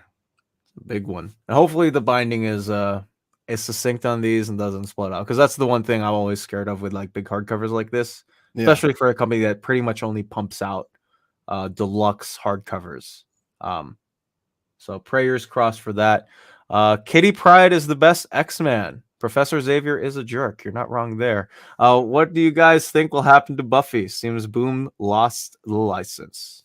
It'll get picked up somewhere. That's such a hot property for comics. With such a cult following, I'd be shocked if it didn't get picked up. I do have to mention though, just as far as history with Near Mint Condition, that panel right there, Professor Xavier is a jerk, is the first comic book panel that Omar ever saw in comics, because that's the first issue of X-Men he ever had, and that's the opening splash page. It's a great opening splash page. So I asked him one time if that influenced his how he views Professor Xavier at all. I think he said no, he couldn't read English anyways. So oh, that is fun little NMC lore there. NMC canon lore right there. Pulp Hope 2, the art of Paul Pope, $59.99, and a signed edition as well. So another one of these oversized hardcovers is back into print. Of course, the guy who drew Batman 100 getting his own Boom Studios art book. And once again, we didn't get a real retail price. It seems like it's the same. It's probably not the same, but we didn't get one there. But this is there. And this is. I very much have my eyes on this. I'm a huge Paul Pope fan. 100% and Heavy Liquid were an amazing series. I wish he would collect his THB series that he did back in the 90s. But just a comic creator that, again, we talked about the 90s, came into the 90s and was like, in a big way, it shook the industry up with what you could do with comics and how you draw comics and whatnot. So I'm very much interested in this. Absolutely. So I have $59.99, and here we have the 20th anniversary of Cyanide and Happiness Punching Zoo. This is retailing for $24.99 with all of these creators: Chris Wilson, Rob Den Blaker, Matt Melvin, and Dave McElpatrick. So magazine or comic strip type size format, 20th anniversary edition from Cyanide and Happiness. And another one from Cyanide and Happiness, 20 Years Wasted. Again, same creative teams, $24.99 from the comic strips. And the last hardcover, I believe, for Boom, Dune, House Carino, Volume 1, $24.99, Brian Herbert and Kevin J. Anderson. Simone Ragazzoni, right hot off the press of the Dune 2 movie that released earlier this year. This is coming out as well. Issues 1 through 3 of this is collected. And a question in the chat: where is Omar? Omar is getting ready to go on vacation. I usually host the streams with these, Mario, but right now he is busy TM, and so we are picking up the slack for that. All right, let's go on to trade paperbacks. We got House of Slaughter, Volume 5. I'm actually very surprised that we got into our 25 issues up on this and more. because I thought it was just going to be like a small like tie-in miniseries for Right. Something's Killing the Children. But now that we've gone up to a point, I'm like, man, they could pump out some more of these. So issues 21 through 25, again, volume 5, 14.99 from none other than Tiny Onion that we discussed. It Discussed looks like earlier. Tate Brumbell is the only listed writer, so it looks like he's just taken over the series completely from James Tynion. Yeah, it's pretty cool. Was Maybe Tate- it's just like a specific arc. Oh, maybe that's the case too. But Tate, he actually, I think, got his start at comics underneath Jeff Lemire with Black Hammer. Mm-hmm. I believe you're right on that. So it's pretty cool to see. Hey, like you take over the book of Mhm. a celebrated powerhouse writer, just make it your own. That's nothing ever bad about that. We got Mighty Morphin Power Rangers Recharge Volume 6 trade paperback, which is book 20 of the series. $18.99 by Melissa Flores, who is currently writing Radiant Pink, if I recall correctly, for the Massiveverse, and the most recent Spider-Gwen Smash series at Marvel before Stephanie Phillips took over. It's so great that all the Boom Power Ranger creators have moved on over to Massiveverse. Kyle Higgins just like, oh, you can write Power Rangers. Yeah.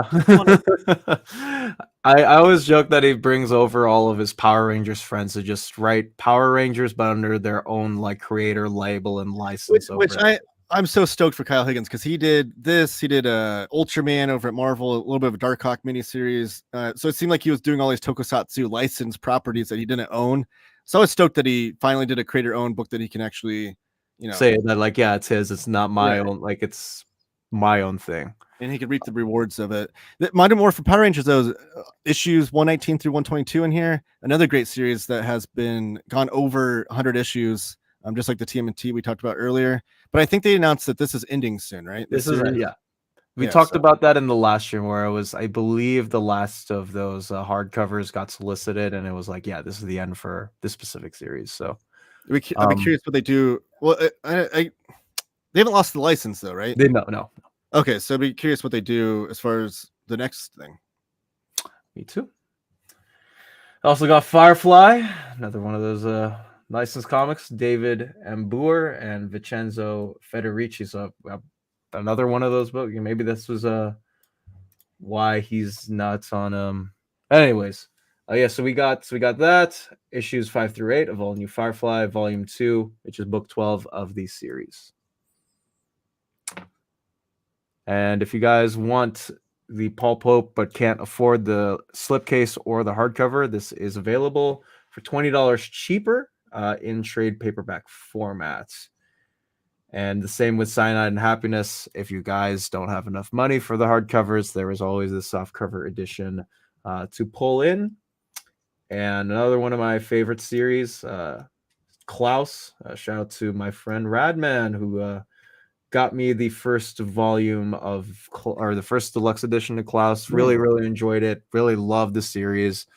I believe Dan Mora was born to draw comics. I will not stray away from that opinion, and this series sort of proved it for me. This is the Life and Times of Santa Claus, 1999.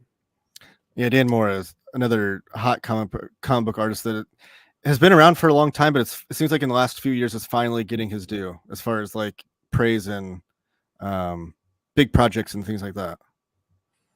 And he's at DC drawing. He's doing the Absolute Power event, at DC, and he drew 2 ongoings at the same time for like a good one year, which is unheard of.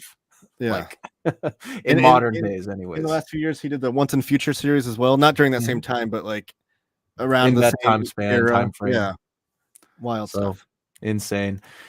Have either of you read the Amy Jo Johnson comic, and was that any good? I'm not. I'm a big fan of Amy Jo Johnson from the original Power Rangers series, though. Me too. But I've not read her comic. Me too.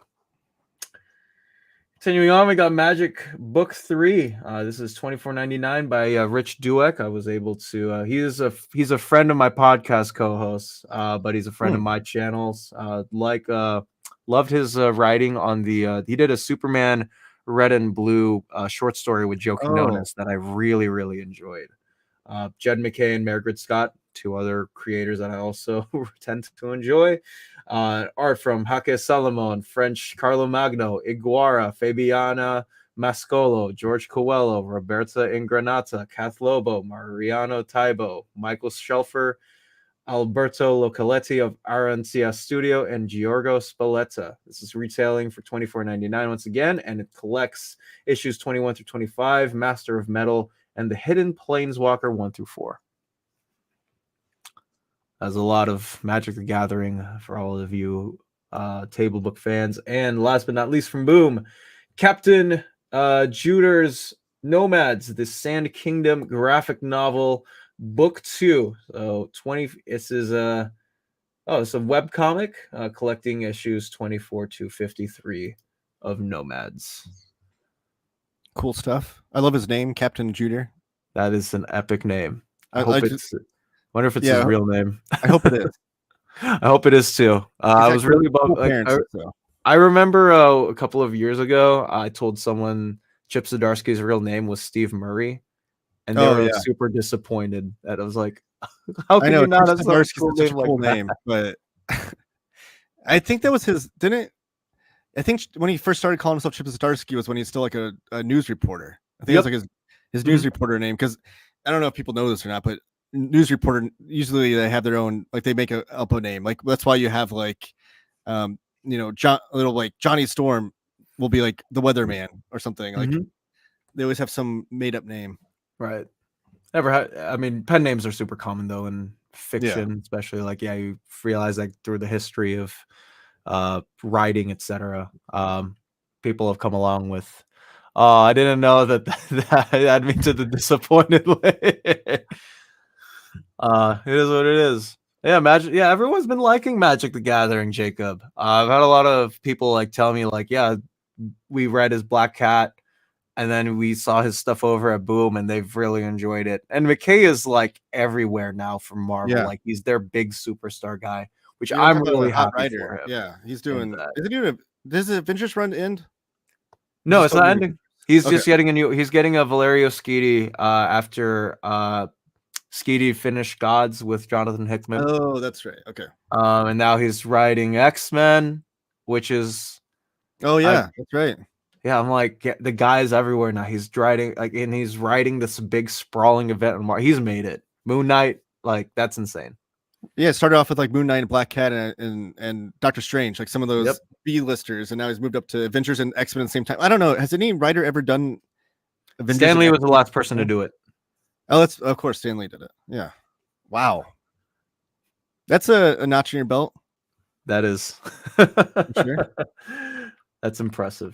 First time since Stan Lee. Anytime that's said. Insane. Last but not least, we've got Dark Horse, and this will be the last publisher that we go over today. And we are kicking it off with The Ambassadors from Mark. Mark Millar must have like gotten some thingy from Dark Horse to say like we're gonna let you print your library editions here. Maybe he did. Yeah. One thing that Dark Horse has done over the last few years, which I appreciate, is that they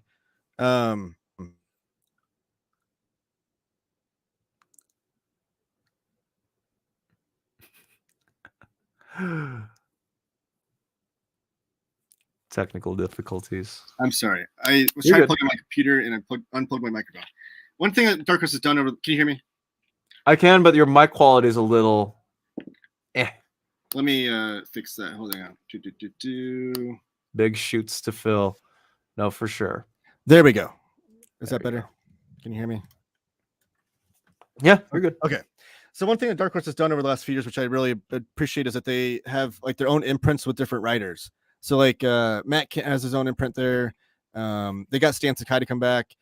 Who's the Brian? They got Bendis to bring over Jinx World over. Yeah, Brian Bendis is back. Eric Powell has his own imprint there. He brought his own The Albatross, which I think we'll see a book there later. And then they got Mark Millar, which is like a huge. I mean, he's one of the biggest names in writers in comics over the last 25 years or whatever. So that's kind of what they've been doing, is having like all these writers come in and they're like, you can have your own imprint with us. And I think that's what Mark Millar did. And now he's doing all these deluxe editions, like you said, these library editions. Which this one, I've never read the series. I've never read a lot of Mark Miller's. Ambassador. I only read the first issue because it was Frank Quietly's like return to interiors in like a super long time, Yeah, I've and never I read a lot of Mark enjoyed the Miller's first issue, but only for independent Frank. stuff. But I mean, you have Travis Charest, you have Olivier Coipel, and Frank Quitely. Like those are three artists that I love their stuff. So I definitely want to try this out. I will say, like with Millar, my understanding is that he more than does enough to compensate the artists who are working for him and under him, which I think, yeah, is pretty necessary in today's comics world that sometimes underutilizes them and doesn't pay them enough. So Yeah, for kudos, sure. like all these big names too. Like that's Yeah, and Miller and Grant Morrison and Frank Quitely, they're all Scottish, and Miller and Morrison were kind of fighting over Frank Quitely for a long time. And not to say that Morrison wasn't paying Quitely. I think it's just like Morrison was more so into like DC stuff and like trying to get Quitely to do the art for him on those. But Mark Miller, I think you're right. I think he showed him some nice advance checks and was like, "Hey, come draw for me." just how we get. Yeah, that first issue was like super good looking. No disappointment, and obviously, like, yeah, I I desperately miss Frank Quietly, like on like just seeing him in art, just overall. Um, it would be cool to see him back in like that capacity, but I think he's only going to work with Morrison and Millar for like the net. Like it's, I mean, that's like he's such a big name now that I think, yeah, like if unless you have like a super amazing pitch for him, he might not even listen to it. Yeah, the only thing I could see him doing is maybe trying to write his own stuff. But you're right. I think it's just Miller and Morrison are the two guys that he wants to work with. That is, it is what it is. We got the Art Lies P. This is an art book covering the video game. So if you guys are fans of the video game, Dark Horse does a lot of these too. They did one with Spider-Man 2. They've done a lot. They've done some with others, anyways. So this is part of that as well. D-Rock asks about how many more omnibuses are left for Dark Horse Star Wars. I want to say I think they completed the Epic collections of all that era. They did. For omnibuses, I think they're close. I'm not a big Star Wars comic guy, so I'm not the one to ask, but I want to say they're close. I know the Epics they concluded it though. I want to say like one or two. It shouldn't be that much before they fill in that as well. And this one, a lot of fans of this series, and rightfully so. Black Sad, They All Fall Down, Part 2. 64 pages, $20 of great stuff. Concludes right here on sale November the 5th of 2024. Yeah, and that's people might be asking like 64 pages for a hardcover. That's like the European album format. I'm assuming that this is probably because these are European artists, I think. I don't know where they're from. Okay. I'm assuming that's how it was released over in whatever language it was originally released in, and then America's just Dark Horse is taking over that and translating it. But that's the norm for European comics, is to have like just an album of a hardcover for 64 pages. Like Tintin back in the day was released this way.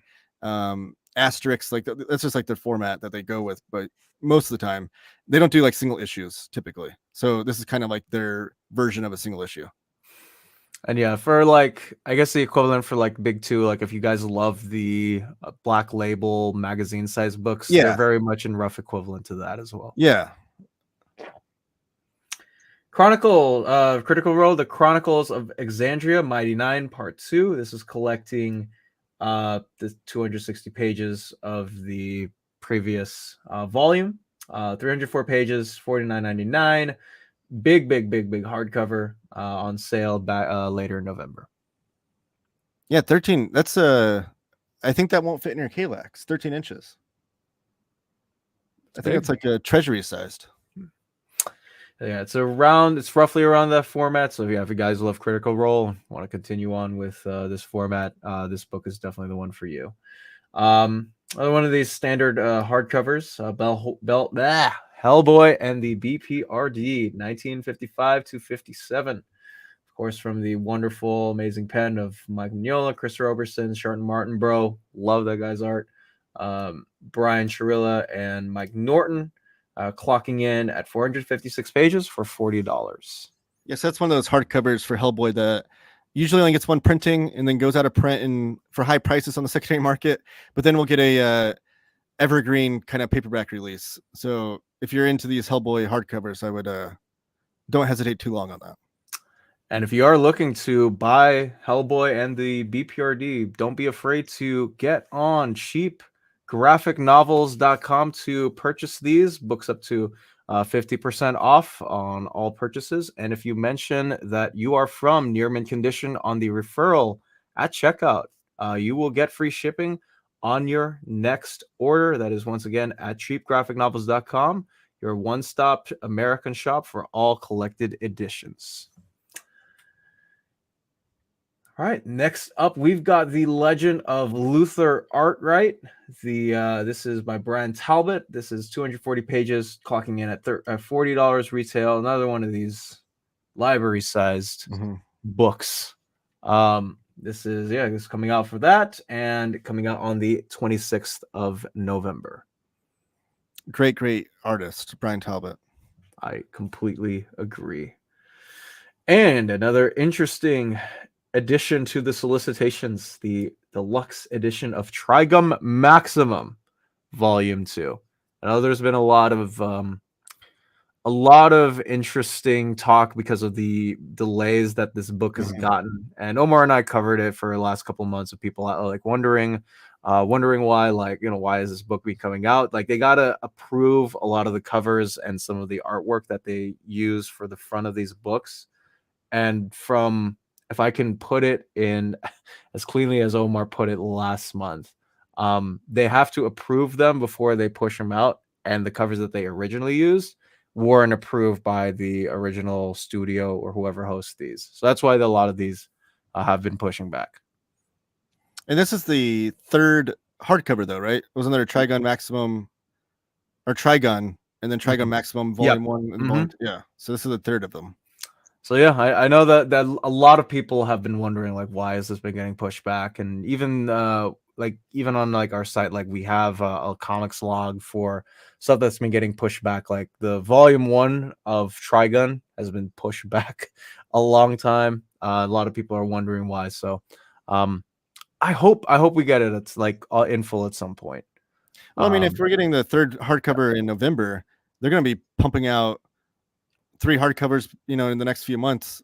So it has been delayed, but it seems like they're pumping them out pretty fast to catch up.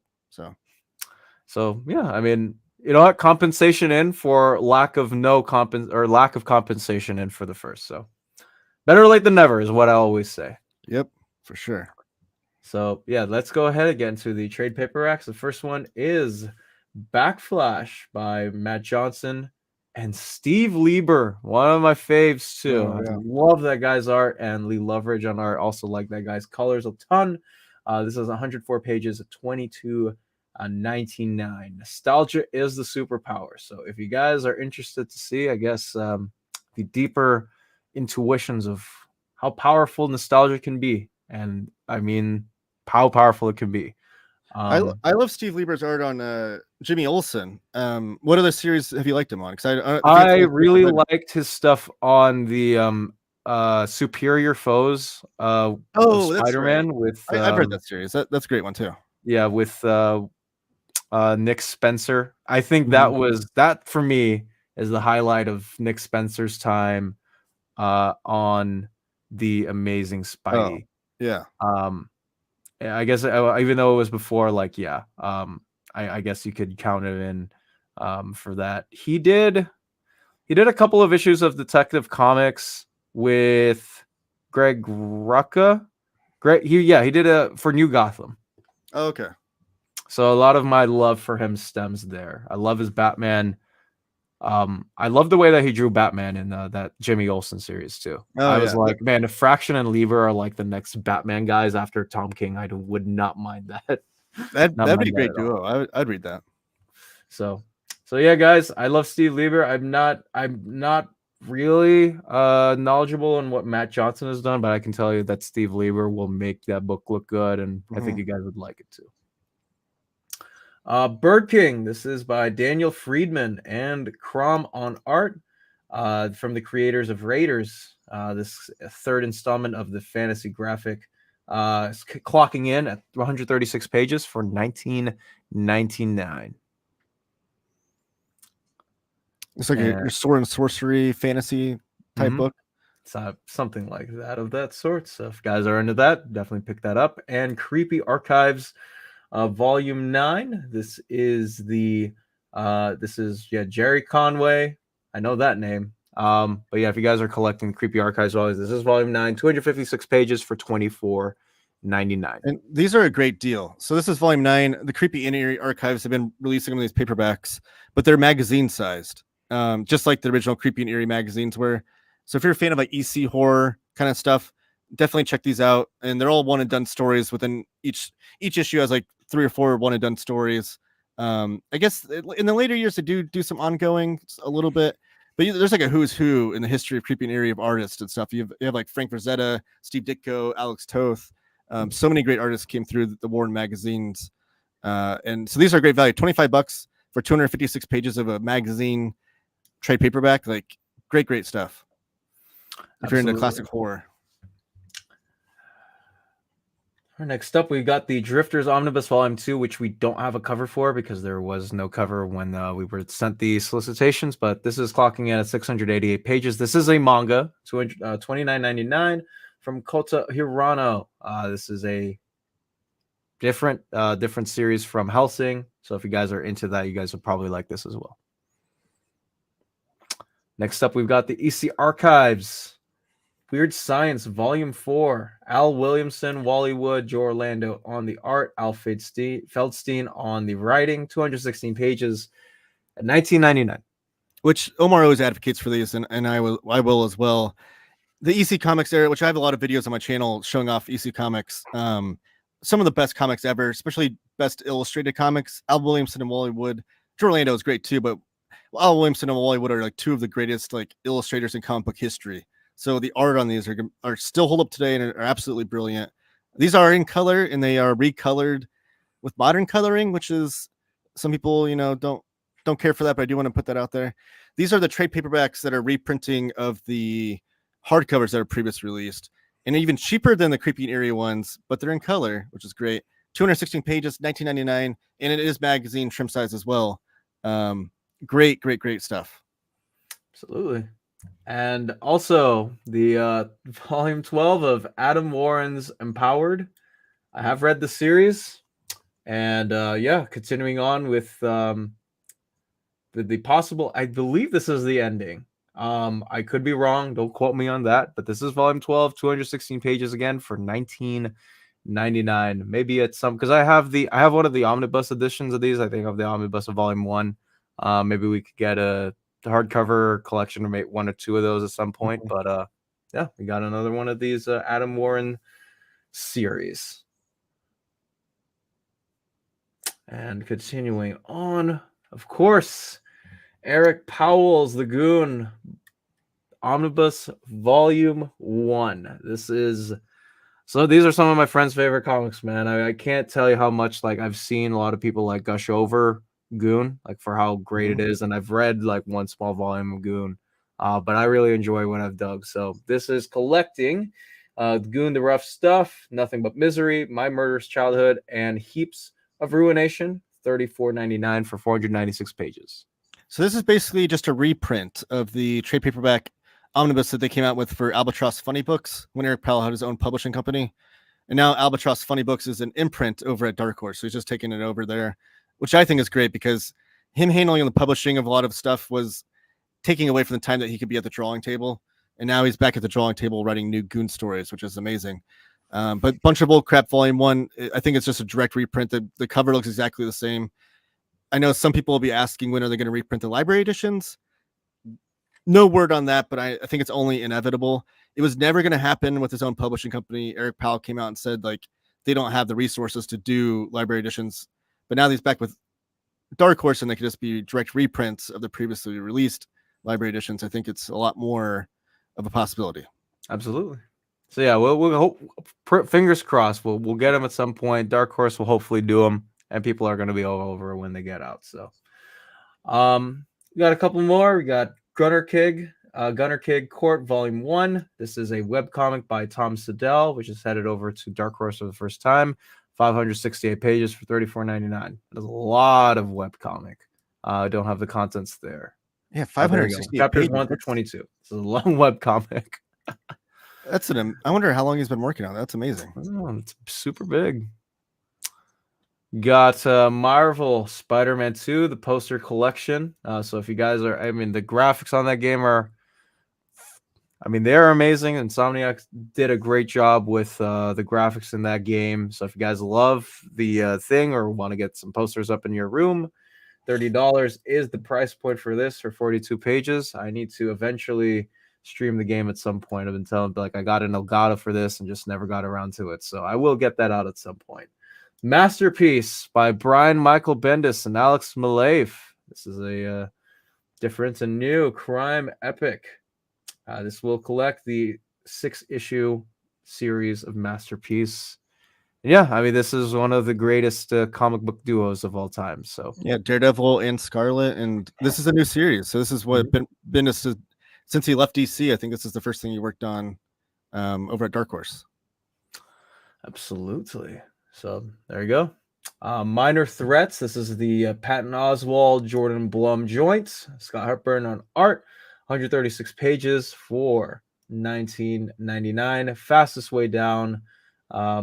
Issues 1 through 4. So this is a continuation of that series. Dark Horse does a lot of the 4 to 5 issue miniseries for a lot of their titles. They like to relaunch them a lot there. So this is continuing with that series. Have you read it? I've not, but I definitely have my eye on it. I like Patton Oswalt and all the hype around it. I think the Alternates was a spinoff of this as well, right? Yeah. So it's a series that I need to dive into for sure, because it's everything it talks about here: Sin City, Black Hammer, Watchmen meets The Wire. Like it's so written for me. Like that's totally a series I need to dive into. Absolutely. Mob Psycho 100 Volume 15. This is another one of those mangas from One, the creator of none other than One Punch Man. $11.99 for 208 pages. Yeah, this is a series that he does the writing and art for. One Punch Man's got a different artist, I think. We got Money by Kurt Pyers and Luca Casalinguida. There we go. 144 pages for $22.99. And yeah, this is an Illuminati series. Man, you know what? The Illuminati people, I think, in the last couple of years haven't been as... I remember, when I was 11, I read one of these, clickbait articles on who's part of the Illuminati. I just listed, a whole bunch of celebrities. But the talk of that, I think, has definitely died down in, the last decade or so. So I'm pretty surprised that we still have, one series, I guess, running, the Illuminati is a real thing. And yeah, I guess the Department of Truth dabbled in that a little bit. It was the main arc of it, but... And I think that's where what inspired the Illuminati in Marvel comics when Bendis was doing that. So Bendis was doing it, and then Hickman just sort of took over and gave a different spin on him. So the Illuminati is back, in fact, or maybe fiction. But everything you learned about the Illuminati is true. That little pitch kind of reminds me of Department of Truth. It's that's the series where all the conspiracy theories are true, right? Yep. And my friend works or edits that book, Steve Fox. So that's another reason to sort of pitch into. Oh, Steve Fox, you're friends with him? He's a writer with some Marvel comics now, right? Yeah, he's one of the Spidey guys now, because he switched over from the old X Office to the Spidey guys. I think Crisis from Crushing Comics. I think Steve Fox is one of his favorite writers going right now. Oh man, it's high praise. So it's really, really cool that guys like him too. I am blessed to hear that. Continuing on, Cullen Bunn and Patrick Piazzalunga are on this book called Monsters Are My Business. I'm actually interested, partly because I like Cullen Bunn as a writer. Marvel got Cullen Bunn to do a Deadpool Venom War spinoff or tie-in to the event. So I got Cullen Bunn's a machine. He's one of the 2 or 3 guys that I would consider in the industry to be how are you guys putting out 4 to 5 books a month? Yeah, him and like Matt Kinn and Jeff Lemire, like Jeff all those Lemire, guys. yeah, those three. I don't know how they do it, but they do. Yeah, for sure. But this looks So this fun. Action horror comedy. an action horror comedy by none other than Cullen Bunn, issues 1 through 4 of this trade paperback. And we got Star Wars: The High Republic Adventure Saber for Hire. So this is part of this isn't part of, like, I guess, the Marvel. But this is more along the lines of like one of those spin-off series. IDW had the opportunity to do it a couple of years ago. Dark Horse has one to do now. Cavan Scott and Rachel Stott.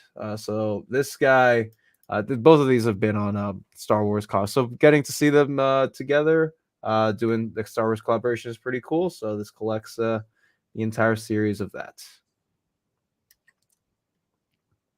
Stephanie McCraney's Space Boy Volume 20, 216 pages for $12.99, trade paperback. And I don't know much about that besides this, but this is Volume 20, 216 pages, $12.99. And yeah, it's Stephen McCraney, but I've never read this before, but I go to my library frequently. My son and I go there to check out comics and stuff, and these all have connecting spines. There's like this real big image across the connecting spine. That is awesome. So on the bookshelf, it looks really cool. Now we're at 20 volumes, so you can imagine. But it's a series I always look at because the spines look so cool. But I need to check and dive into it. That is really cool. It's always cool to have uniformity. I know that like some people always prefer different, but whenever you see like a cool bookshelf, there always has to be some uniformity to it, and just having that is pretty nice. Yeah, all the Star Wars High Republic stories tie together. Yeah, so there you go. Same universe, same dealing with. It's just that different companies manage to publish different stuff at different times. And last but not least, yeah, Logan Wayne, the Illuminati was a secret organization that everyone knew about. JC and Rihanna. So that's what I'm saying. That I remember reading that from that article when I was a young kid. So that is it for these collected editions. A lot more than we definitely did in the last couple of months. But this was super fun, and got to see some cool surprises, hopefully for you guys, for the collected editions department. Yeah, thanks for hosting us and putting that slideshow together. Dom and I will be back together on a week from Saturday, I think. So we are back on the July the 6th for the comics Q&A on that Saturday, and I'll be able to have some other friends join along too. My boss at Comic Releases is hopefully going to join me, so Webhead will be a part of this thing. It'll be the first time on the channel. And Mr. Jess Bragg from Omni Dog's Vault will also be with us there. But yeah, I really wanted to keep the keep these rolling along even without Omar, because I love talking about comics, but also like as part of working up from the bottom to what's near the top now. Just a couple more things. I'll be officially in. This was super fun. And hopefully, the next couple of times, like I discussed this a couple of days ago, but we'll be having some other friends join us. I hope that this is a future foundational imprint for Near Mint Condition. And I wish Omar were here today, but again, he is busy trying to get ready for vacation and put in so many hours. But yeah, thank you, Taylor, for thank you for joining me today. Yeah, absolutely. I love indie comics. I love the fact that it was your idea to highlight them on the channel here. I know Omar's a big supporter of indie comics. We love comics, and it's only healthy for the industry to branch out beyond the big two. I would like to make a request though for comic releases. If you guys can add Fantagraphics to the we'll see what we can do. I'll ask Webby if he can get contact over from someone, because I don't think we'd mind getting more exposure for some other comic book companies too. That's my favorite publisher, and they don't put out a ton of releases, so I don't think it'd be too hard to manage. But I guess if you need a contact, I don't know who that would be. They have a new publicist. I do know that, but absolutely, I had fun. I thank you for inviting me on, and everybody reading some indie comics. Oh, obviously, the show went so much better without Omar. Maybe I should host more shows often. But again, like I'm a fixture of the channel now. I've got something upcoming this week that is a video, not a live stream. So I hope you guys enjoy that. I won't talk about what it is. But where can people find you, Taylor? Oh yeah, so you follow me over at Taylor Talks Comics on YouTube. Just search that. Thank you, James. I dropped a video today, like I said, and have some more on the docket for this week. Talk a lot about indie comics, but also Silver Age, Marvel, DC. I think it's kind of like my wheelhouse. So follow me over there, and then on all my videos, and you can just search Taylor Talks Comics on all social media platforms and whatnot. Absolutely. And of course, you can find me on YouTube at Dom of X. I have a video dropping later today for all of the updates that I guess I missed on because I was gone this weekend. And also, you can find more of my work at comicreleases.com, where again, your one-stop shop for every single collected edition that's big and highlighted. We like to keep them there, and we appreciate everyone who's supporting that and whatnot. But that is going to be it for today, y'all. Thank you so much for watching. Be sure to like, subscribe if you're brand new, and hit that notification bell so you know when Omar goes live or when anything else on this channel goes live. Thank you guys again so much. I hope you have a wonderful day. And as always, what's the line that Omar says? And that is that. So thank you guys.